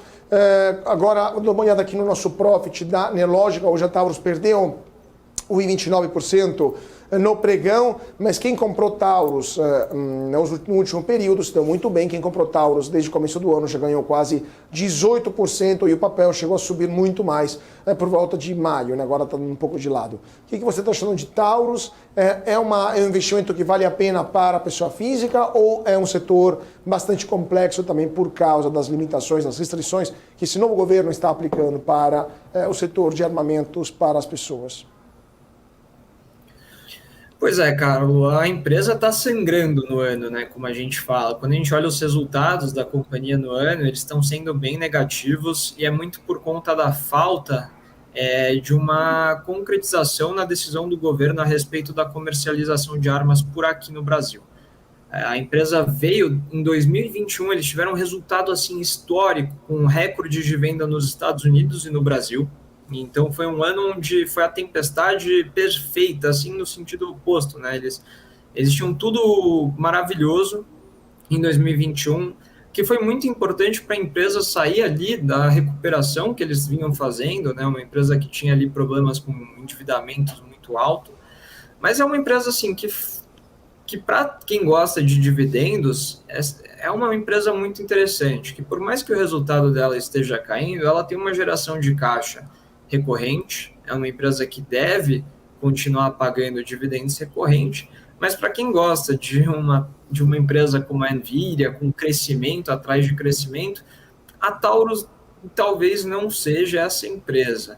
Eles têm ali uma possibilidade de crescer na Índia, tanto no mercado militar, né, do governo, quanto no civil. A gente não coloca praticamente nada disso nas nossas contas, e mesmo assim a empresa ela vai conseguir manter ali uma estabilidade nos resultados nos próximos anos, pensando nos Estados Unidos, compensando as vendas aqui no Brasil, que devem ser mais baixas ao longo dos próximos 3 anos. Acho que isso é inevitável, mas lá nos Estados Unidos é muito cíclico, e ano que vem é o ano de eleição, que costuma gerar aí um pico de venda de armas por lá. Mas não é uma posição que a gente enxerga um enorme potencial de valorização, a gente enxerga mais como uma empresa sólida, uma empresa geradora de caixa e com uma boa e recorrente distribuição de dividendos. Perfeito. Vamos ver então o que vai acontecer com também a Taurus, empresa muito amada pelo investidor pessoa física. Enquanto isso, eu queria agradecer muitíssimo o Henrique Vasconcelos, analista da Nord Research. Henrique, foi um prazer tê-lo conosco aqui no Closing da BMC. Prazer foi meu. Obrigado, Carlos. Até mais. E antes de voltar a falar com a nossa Isa Takaki lá de Brasília, com as últimas notícias de hoje e também o fechamento da Bolsa em Nova York, vamos dar uma olhada como está encerrando o mercado aqui no Brasil, aftermarket rolando e bolsa caindo 0,94% aos 117.025 pontos. Azul é a pior do dia, Azul perdeu 5,31%, Gol 4,57%, Soma 3,96%, CVC também caiu forte, 3,95%. Raizen melhor do dia, 3,32%, Alpargatas 2,28%, IRB 2,02% de alta, 14,4 bilhões de reais, foi o volume financeiro do dia. Vamos dar uma olhada como está o dólar. O dólar subiu 0,54%, R$ 4,88. Petrobras caiu 0,47%, R$ 32,09. Vale caiu 1,28%, R$ 62,23. Agora, vamos dar uma olhada como estão as bolsas lá fora e o petróleo, Isa, como acabou fechando. E se tiver também alguma atualização de Brasília, manda ver. Carlos, as bolsas lá em Nova York fecharam em queda, com a atenção dos investidores totalmente voltada aí, aguardando o discurso de Jerome Powell em Jackson Hole amanhã. Segundo analistas, ninguém espera qualquer declaração catastrófica, mas há aí uma ansiedade para que Powell consiga aí adotar um tom mais agressivo e também elevar as expectativas de mais aperto monetário este ano. Assim, os juros dos Treasuries começaram a subir também bastante novamente, voltaram a subir. A gente falou mais cedo com o nosso entrevistado sobre essa subida de juros lá nos Estados Unidos. Então, o fechamento de lá foi em queda. Temos Dow Jones com queda de 1,09%, S&P 500 recuou 1,35% e Nasdaq perdeu 1,87%. Nesta quinta-feira, aí à espera, então, de declarações do presidente do Banco Central norte-americano, que vai fazer amanhã. Agora, os preços internacionais do petróleo, já temos o fechamento aqui também, encerraram os dias mistos. Temos WTI, encerrou no positivo, e o barril Brent, que é a referência para a Petrobras, encerrou no negativo. Os investidores também seguem aguardando aí as falas de Jerome Powell.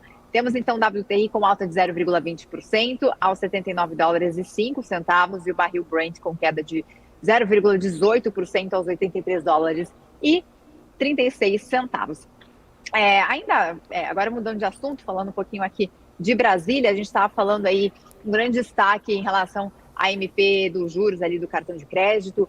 Agora saiu de que o relator propõe que o juro máximo do rotativo seja limitado, então, a 100%. A gente já vinha falando ao longo da programação sobre isso. O deputado Alencar Santana, do PT de São Paulo, confirmou, então, que o parecer do projeto de lei do Desenrola, que também discute aí os juros do cartão de crédito, né, do rotativo do cartão, deve, então, conter dispositivo que limite as taxas a 100% se o setor financeiro não resolver a questão por autorregulação em 90 dias. Na prática, então, a proposta do relator é de que o Brasil adote o modelo inglês, em que a dívida total renegociada não pode ultrapassar o dobro do principal. Além disso, o Alencar afirmou que o juro a ser cobrado nas operações para chegar ali no limite do valor principal da dívida seria regulamentado pelo CMN.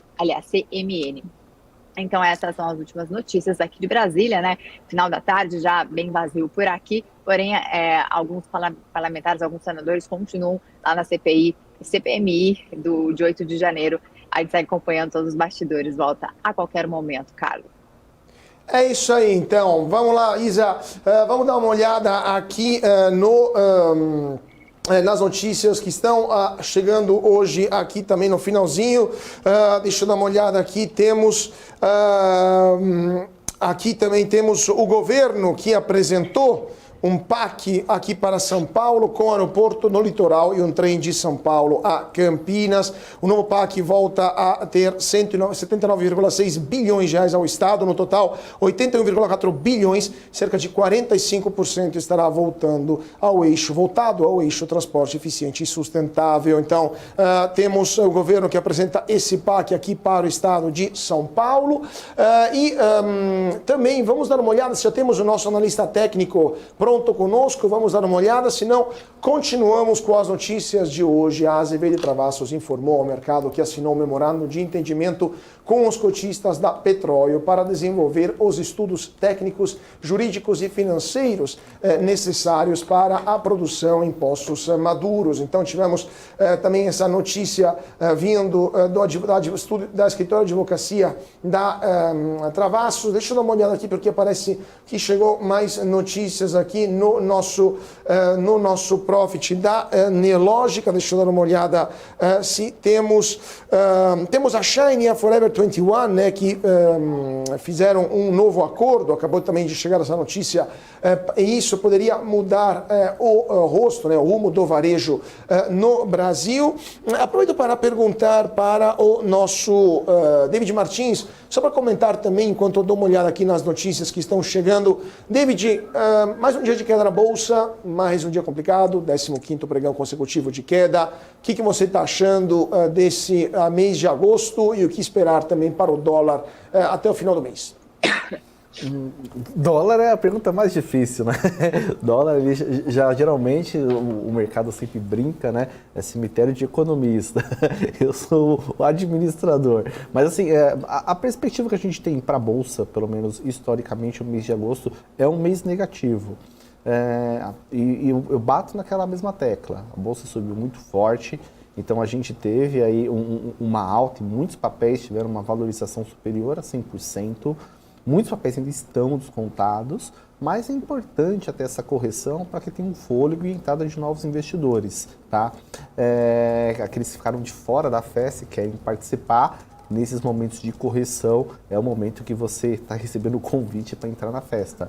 Então eu vejo que a Bolsa para 2023, segundo semestre, a gente ainda tem uma boa perspectiva. Claro que deve sim ter oscilações, principalmente a gente sabe que o Congresso atuando sempre tem muito ruído político, né? E isso acaba, de certa forma, trazendo uma volatilidade adicional para a nossa Bolsa de Valores. A gente, pelo menos o mercado, aguardando, né? O simpósio que está ocorrendo lá nos Estados Unidos, e principalmente a fala do Jerome Powell, para verificar, o mercado não aguarda, como a Isa bem trouxe, uma surpresa, mas isso sempre traz ali uma perspectiva do mercado, primeiro aguardar a sinalização para depois, de fato, efetuar essas posições. China continua com aquela incógnita e a gente sabe que isso traz uma volatilidade para as nossas commodities e a Bolsa do Brasil, a gente vai ter principalmente o Ibovespa, o maior percentual está atrelado às commodities. Então, Bolsa ainda com muitos ativos descontados, muitos ativos já andaram, sempre trazia a menção da importância do investidor conhecer o seu perfil de risco, saber muito bem os seus objetivos e atrelado ao seu perfil de risco e os seus objetivos ter uma carteira diversificada. A gente continua achando muitos papéis aqui como boa oportunidade para investimento, como também nos Estados Unidos a gente gosta de ter essa diversificação e a renda fixa ainda tem patamar elevado de juros e ainda há oportunidades. Com o passar do tempo, as oportunidades vão diminuindo, porque a gente tem essa perspectiva de queda dos juros aqui no Brasil. Estados Unidos, por mais que ainda tenha essa perspectiva de alta de juros, como o Caio mencionou, pensando para médio e longo prazo, em algum momento vai ocorrer a sinalização de queda de juros lá, que vai beneficiar tanto a renda fixa como também a renda variável. Então a gente vê que essa diversificação é extremamente importante, montando posição para quem ainda não tem. E lógico, analisar qual o percentual que você tem de alocação em cada ativo e fazer aquele rebalanceamento. Mas eu vejo com boas perspectivas, eu estou mais otimista pensando para os investimentos aqui no Brasil e também no exterior. Eu não descarto essa possibilidade, eu gosto bastante de ter essa diversificação, Carlos. Perfeito. Agora vamos falar do BRICS, grupo formado por Brasil, Rússia, Índia, China e África do Sul, que hoje anunciou a expansão do bloco e convidou 6 nações a entrarem como membros plenos. Os países convidados foram Arábia Saudita, Argentina, Egito, Emirados Árabes Unidos, Etiópia e Irã, que vão entrar oficialmente a partir do dia 1º de janeiro de 2024. O presidente Lula falou na cúpula realizada em Joanesburgo que houve avanço a respeito da reforma do Conselho de Segurança da ONU e da criação de um grupo de trabalho para discutir da moeda local. Lembrando que nenhum desses países é uma democracia plena e que estão entrando várias ditaduras no grupo dos BRICS por vontade da China, que assim considera que vai ganhar mais poder e vai ganhar mais preeminência em um grupo que agora está mais orientado para uma posição anti-ocidental do que uma posição mais ligada a democracias liberais. Então, a novidade que vem lá do grupo dos BRICS.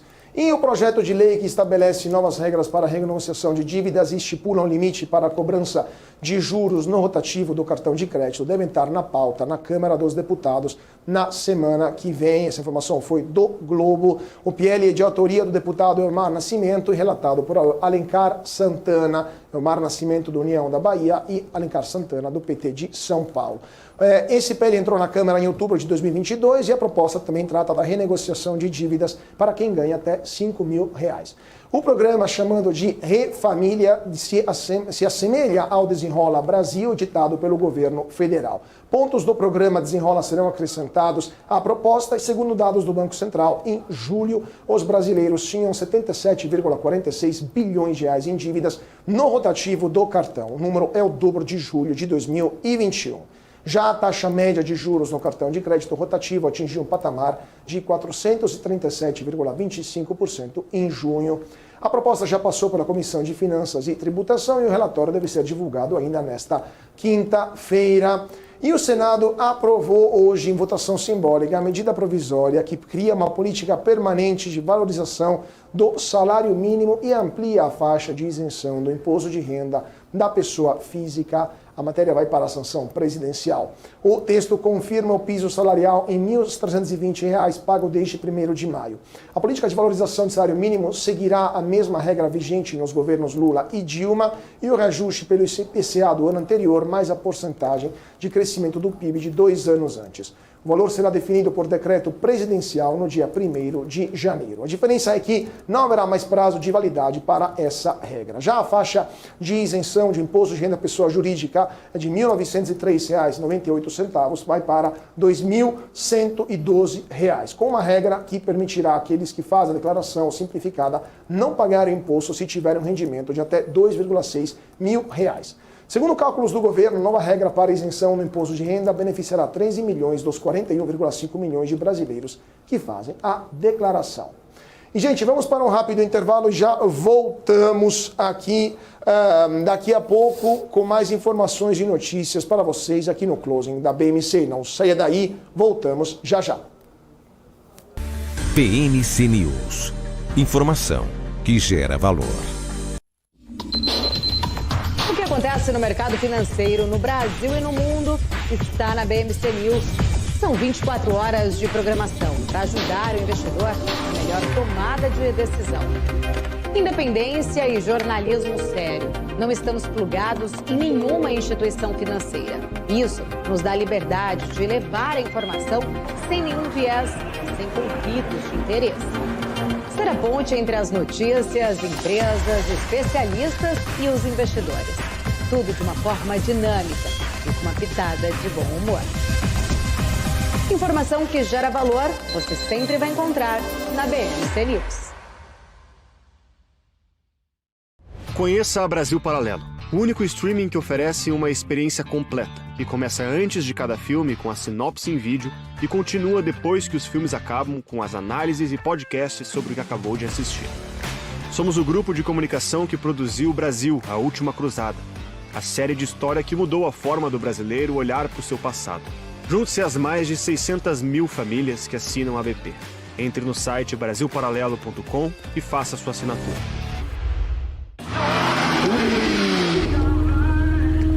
Boa volta. Cara, demais. foi boa.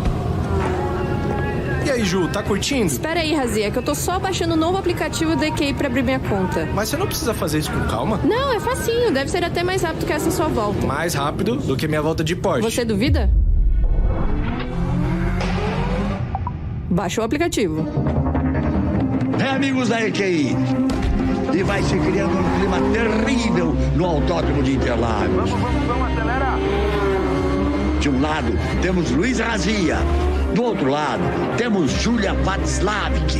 Bora, Razia! Precisa melhorar esse tempo. Tá no papo, tá no papo. Haja coração, meus amigos. Como ela tá indo, Nelsinho? Ela já fez o reconhecimento facial. Razi acelera pelo mergulho e vai se aproximando da subida dos boxes. Olha a Júlia finalizando. Vai ganhar, vai perder. Perdeu! Ganhou! Mas, na verdade, quem ganha mesmo é você, que consegue abrir sua conta na EQI Investimentos tão rápido quanto o tempo que você levou para assistir esse filme aqui. BMC News. Informação que gera valor.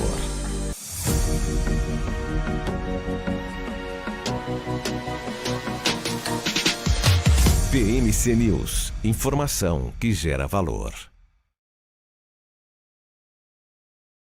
Aqui na BMC, daqui a pouquinho teremos o nosso analista técnico para comentar as notícias do dia junto conosco nesse momento e também o andamento das ações, né? Junto conosco nesse momento, Ibovespa cai 0,94%, 117.025 pontos, 14,24 bilhões de reais. O volume financeiro. A Azul cai 5,31%, Gol 4,57%, soma 3,96%. A Raizen sobe 3,32%, Alpargatas 2,28%, IRB 2,02% nesse momento. Agora, vamos dar uma olhada às notícias que estão chegando aqui de última hora. Enquanto isso, não sei se já temos o nosso analista técnico junto conosco. Não, então vamos aguardando, daqui a pouquinho teremos ele. Temos notícias que vêm da DASA, o CFO da DASA, o Felipe Guimarães, renunciou. E o André Covre vai assumir o dia 28 de agosto, notícia que chega da DASA. O Itaú lançou um fundo de investimento em inteligência artificial. Qual inteligência artificial formado por uma cesta composta de ações da NVIDIA, da Snowflake e da Meta. Temos também o relator, como a Isa já estava falando, né? O relator do Desenrola, que propõe um prazo de 90 dias para bancos definirem o rotativo do cartão de crédito. Notícias que acabam de chegar aqui na redação. Vamos dar uma olhada agora no nosso analista técnico, Helder Wakabayashi. Vamos estar conosco agora sim, acho que está conosco.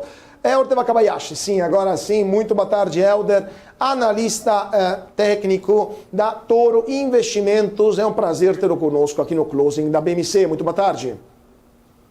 Boa tarde, pessoal. Sempre um prazer estar aqui acompanhando vocês aqui na BMC. Prazer todo nosso. Helder, bolsa que fecha o pregão 15º consecutivo em queda, dólar que sobe. Qual que é a sua visão sobre, que você está vendo no gráfico, sobre Ibovespa e dólar? Então vamos passar lá para o gráfico. Deixa eu só compartilhar minha tela um segundinho. Bom, vamos lá, pessoal. Pelo movimento técnico aqui, né, a gente teve um repique nessa região dos 115 mil pontos no Ibov, né? Olhando pela análise técnica clássica, um retorno às médias de 50 e 21 períodos, né, todos exponenciais. A gente não perde esse sentido, essa toada um pouco negativa, né? Esse repique dos últimos 2 dias não confirma, né, uma reversão de tendência, mas um repique nessa região dos 115. Caso o mercado volte a perder de novo esse candle aqui de ontem, né, que essa puxada um pouco mais forte, perdendo 116 mil pontos, a gente pode voltar a uma tendência de queda um pouco mais acentuada e voltar a buscar os 110 mil pontos, que seria a média de 200 períodos exponenciais aí que está no gráfico de azul mais claro. Puxando o dólar, olhar pelo dólar FUT, né, dólar FUT, dólar estava no movimento triangular, né, teve essa saída, o mercado montou um pivô de alta, tentou buscar aí acima dos R$5, trabalhou bastante no 4970, e devolveu, né, depois dessa puxada de ontem também, da questão dos treasuries, devolvendo as altas, né, puxando esse dólar para baixo, só que o dólar também hoje monta um movimento técnico acima do 4,850, fazendo um repique, voltando aí uma correçãozinha técnica do movimento de ontem, que foi uma queda muito forte, né, em meio de queda, mas nesse momento aqui ainda não considero uma volta de uma tendência de baixa, né, um princípio de um retorno ao movimento de queda, lá talvez para o alvo de 4,70, mas nos patamares de agora pode até às vezes confirmar, né, um teste aí desse fechamento de gap, mas se foi falso, o mercado volta a corrigir acima do 4,890. Perfeito. E o que você está vendo agora para as ações que mais caíram hoje? Azul, Gol e Soma. Mas eu também colocaria CVC, porque assim temos todo o pacote de ações do mercado de turismo que também estão todas em forte queda. Então, Azul, Gol, Soma e Gol. Azul, Gol, Soma e CVC. Vamos lá. Azul. Eu lembro até que a gente comentou sobre a Azul semana passada, né? Uma venda, agora sim, começa a formar uma venda bem clara, Azul. Eu vou testar que talvez Gol também esteja com o mesmo cenário técnico, né? Uma tendência de alta aqui, um canal de alta forte.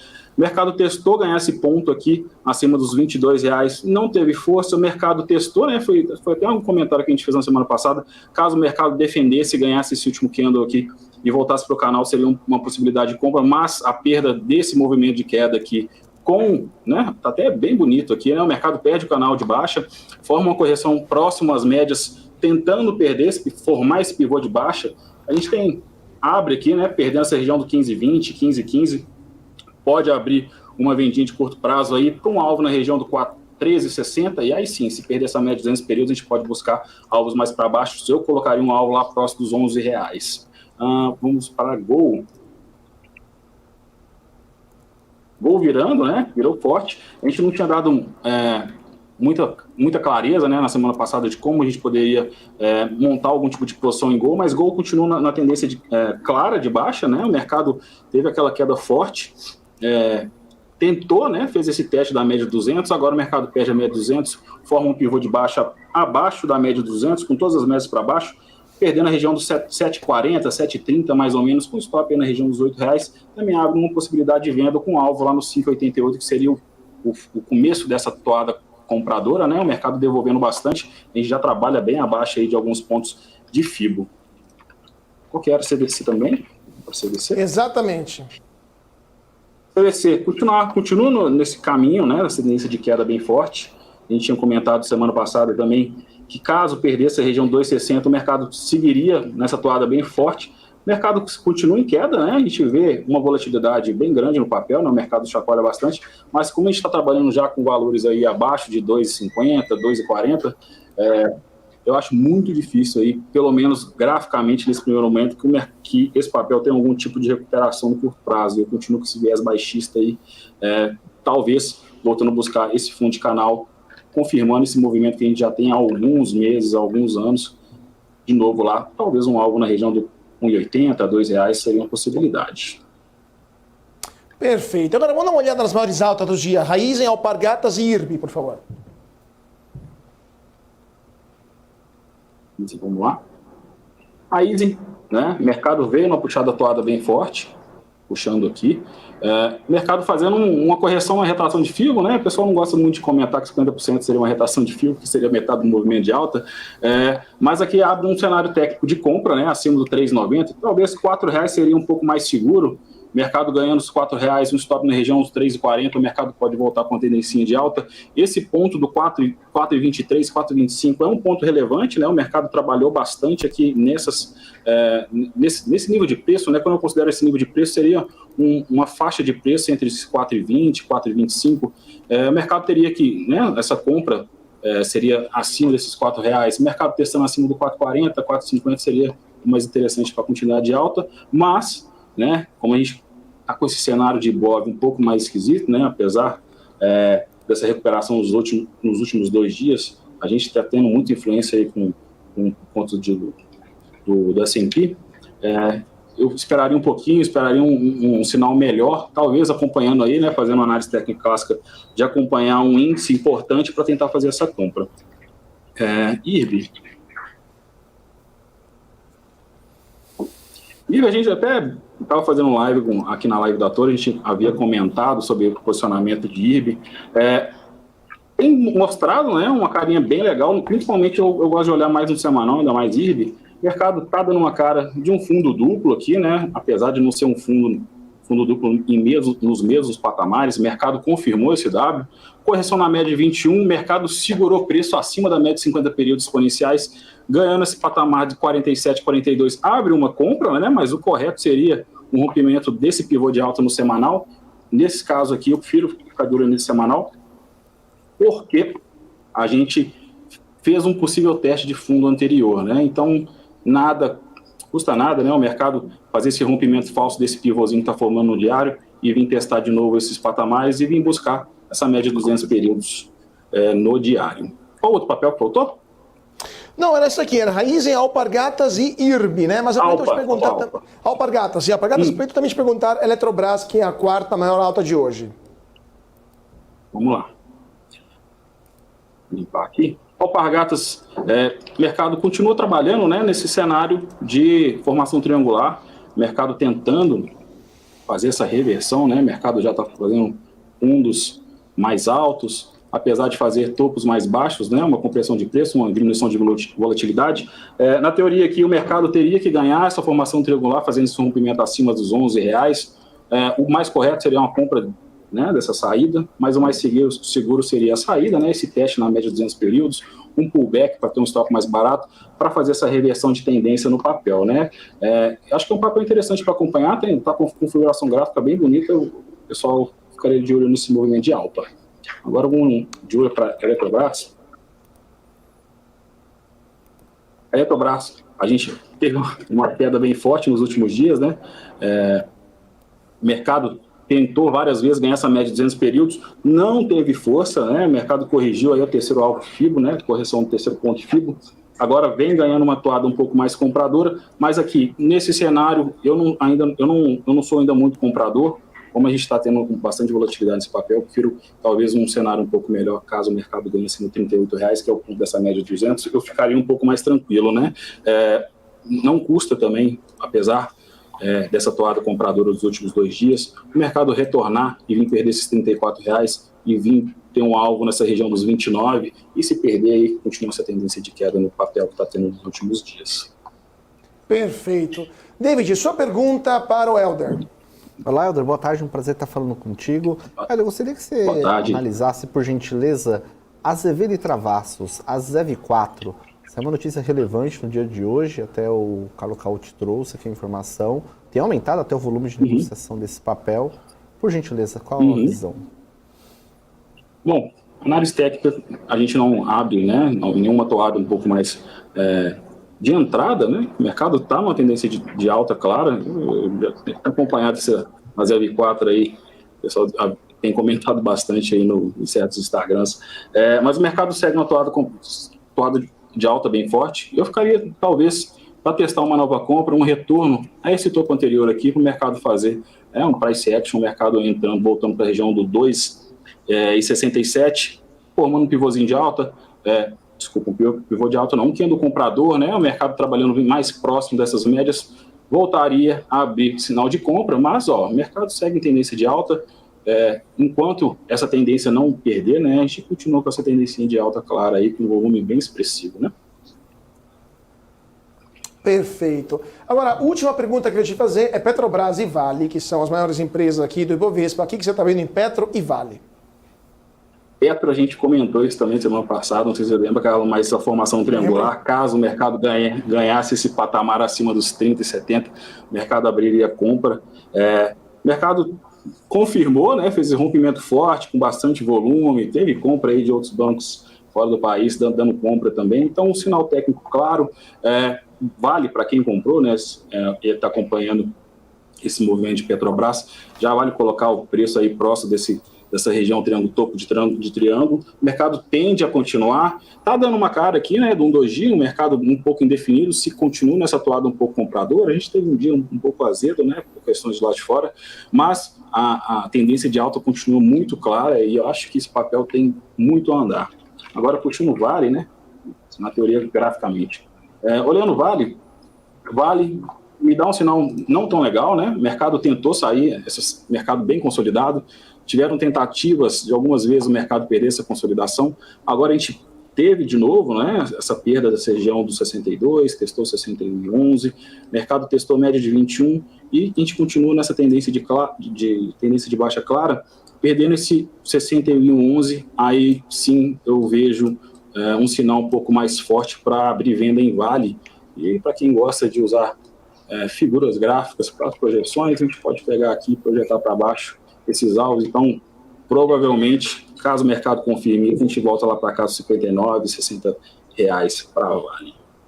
Perfeito. Então vamos ver o que vai acontecer. Enquanto isso, muito obrigado ao nosso Helder Wakabayashi, analista da Toro Investimentos, por ter estado conosco. Foi um prazer, Helder. Eu que agradeço, pessoal. Ótima quinta-feira. Até a próxima. Até mais, até mais. E vamos para o nosso gráfico do dia de hoje. Vamos falar de Nvidia, né? Falamos com o Henrique da Nord. E agora vamos dar uma olhada no balanço da Nvidia, porque foi um trimestre explosivo para a empresa americana fabricante de chip, focados em inteligência artificial. O retorno da Nvidia foi 16 bilhões de dólares, então muito mais do que o mercado esperava. O trimestre anterior foi de 13,5 bilhões de dólares. Antes disso foi de 7 bilhões de dólares no primeiro trimestre do ano, e agora a Nvidia espera um trimestre ainda melhor para o futuro. Então a Nvidia ultrapassou sua própria orientação de receita e destroçou as expectativas lá de Wall Street em todos os aspectos. Talvez o mais importante seja que o terceiro trimestre promete ainda mais resultados positivos, ou seja, outro grande salto nas receitas da Nvidia. Então, resultado muito interessante. Data Center foi o grande puxador, né? O que puxou os resultados da Nvidia, 171%, o lucro líquido subiu então 40% e margem bruta foi de 70% de alta. Então, muito bom o resultado da Nvidia, não por acaso. A empresa está subindo na bolsa a todo vapor, inclusive a empresa que anunciou uma recompra de ações, 25 bilhões de dólares de ações, que normalmente é uma medida que se toma quando a liderança da empresa sente que suas ações estão subvalorizadas. Vamos ver então o que vai acontecer com a Nvidia. Gente, chegamos ao final do nosso closing. Muito obrigado a todos pela participação. Muito obrigado ao nosso David Martins por sua participação todas as quintas-feiras junto conosco. David, sempre um prazer compartilhar a bancada junto com você. Prazer é todo meu. Obrigado, Carlos. Obrigado à nossa audiência e até quinta-feira da semana que vem. Um forte abraço a todos. Até mais. Muito obrigado a você que estão seguindo a gente aqui na BMC. Continue com a nossa programação e a gente se vê amanhã, sempre a partir das 4 horas, aqui na BMC. Mais uma vez, muito obrigado a todos pela atenção, uma ótima tarde e até amanhã.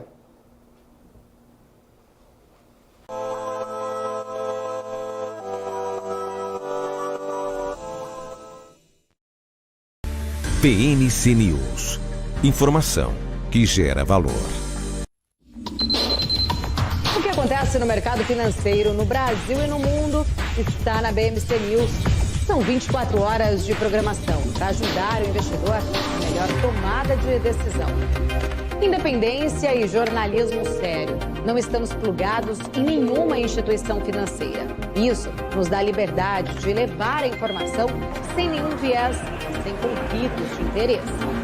Ser a ponte entre as notícias, empresas, especialistas e os investidores. Tudo de uma forma dinâmica e com uma pitada de bom humor. Informação que gera valor, você sempre vai encontrar na BMC News.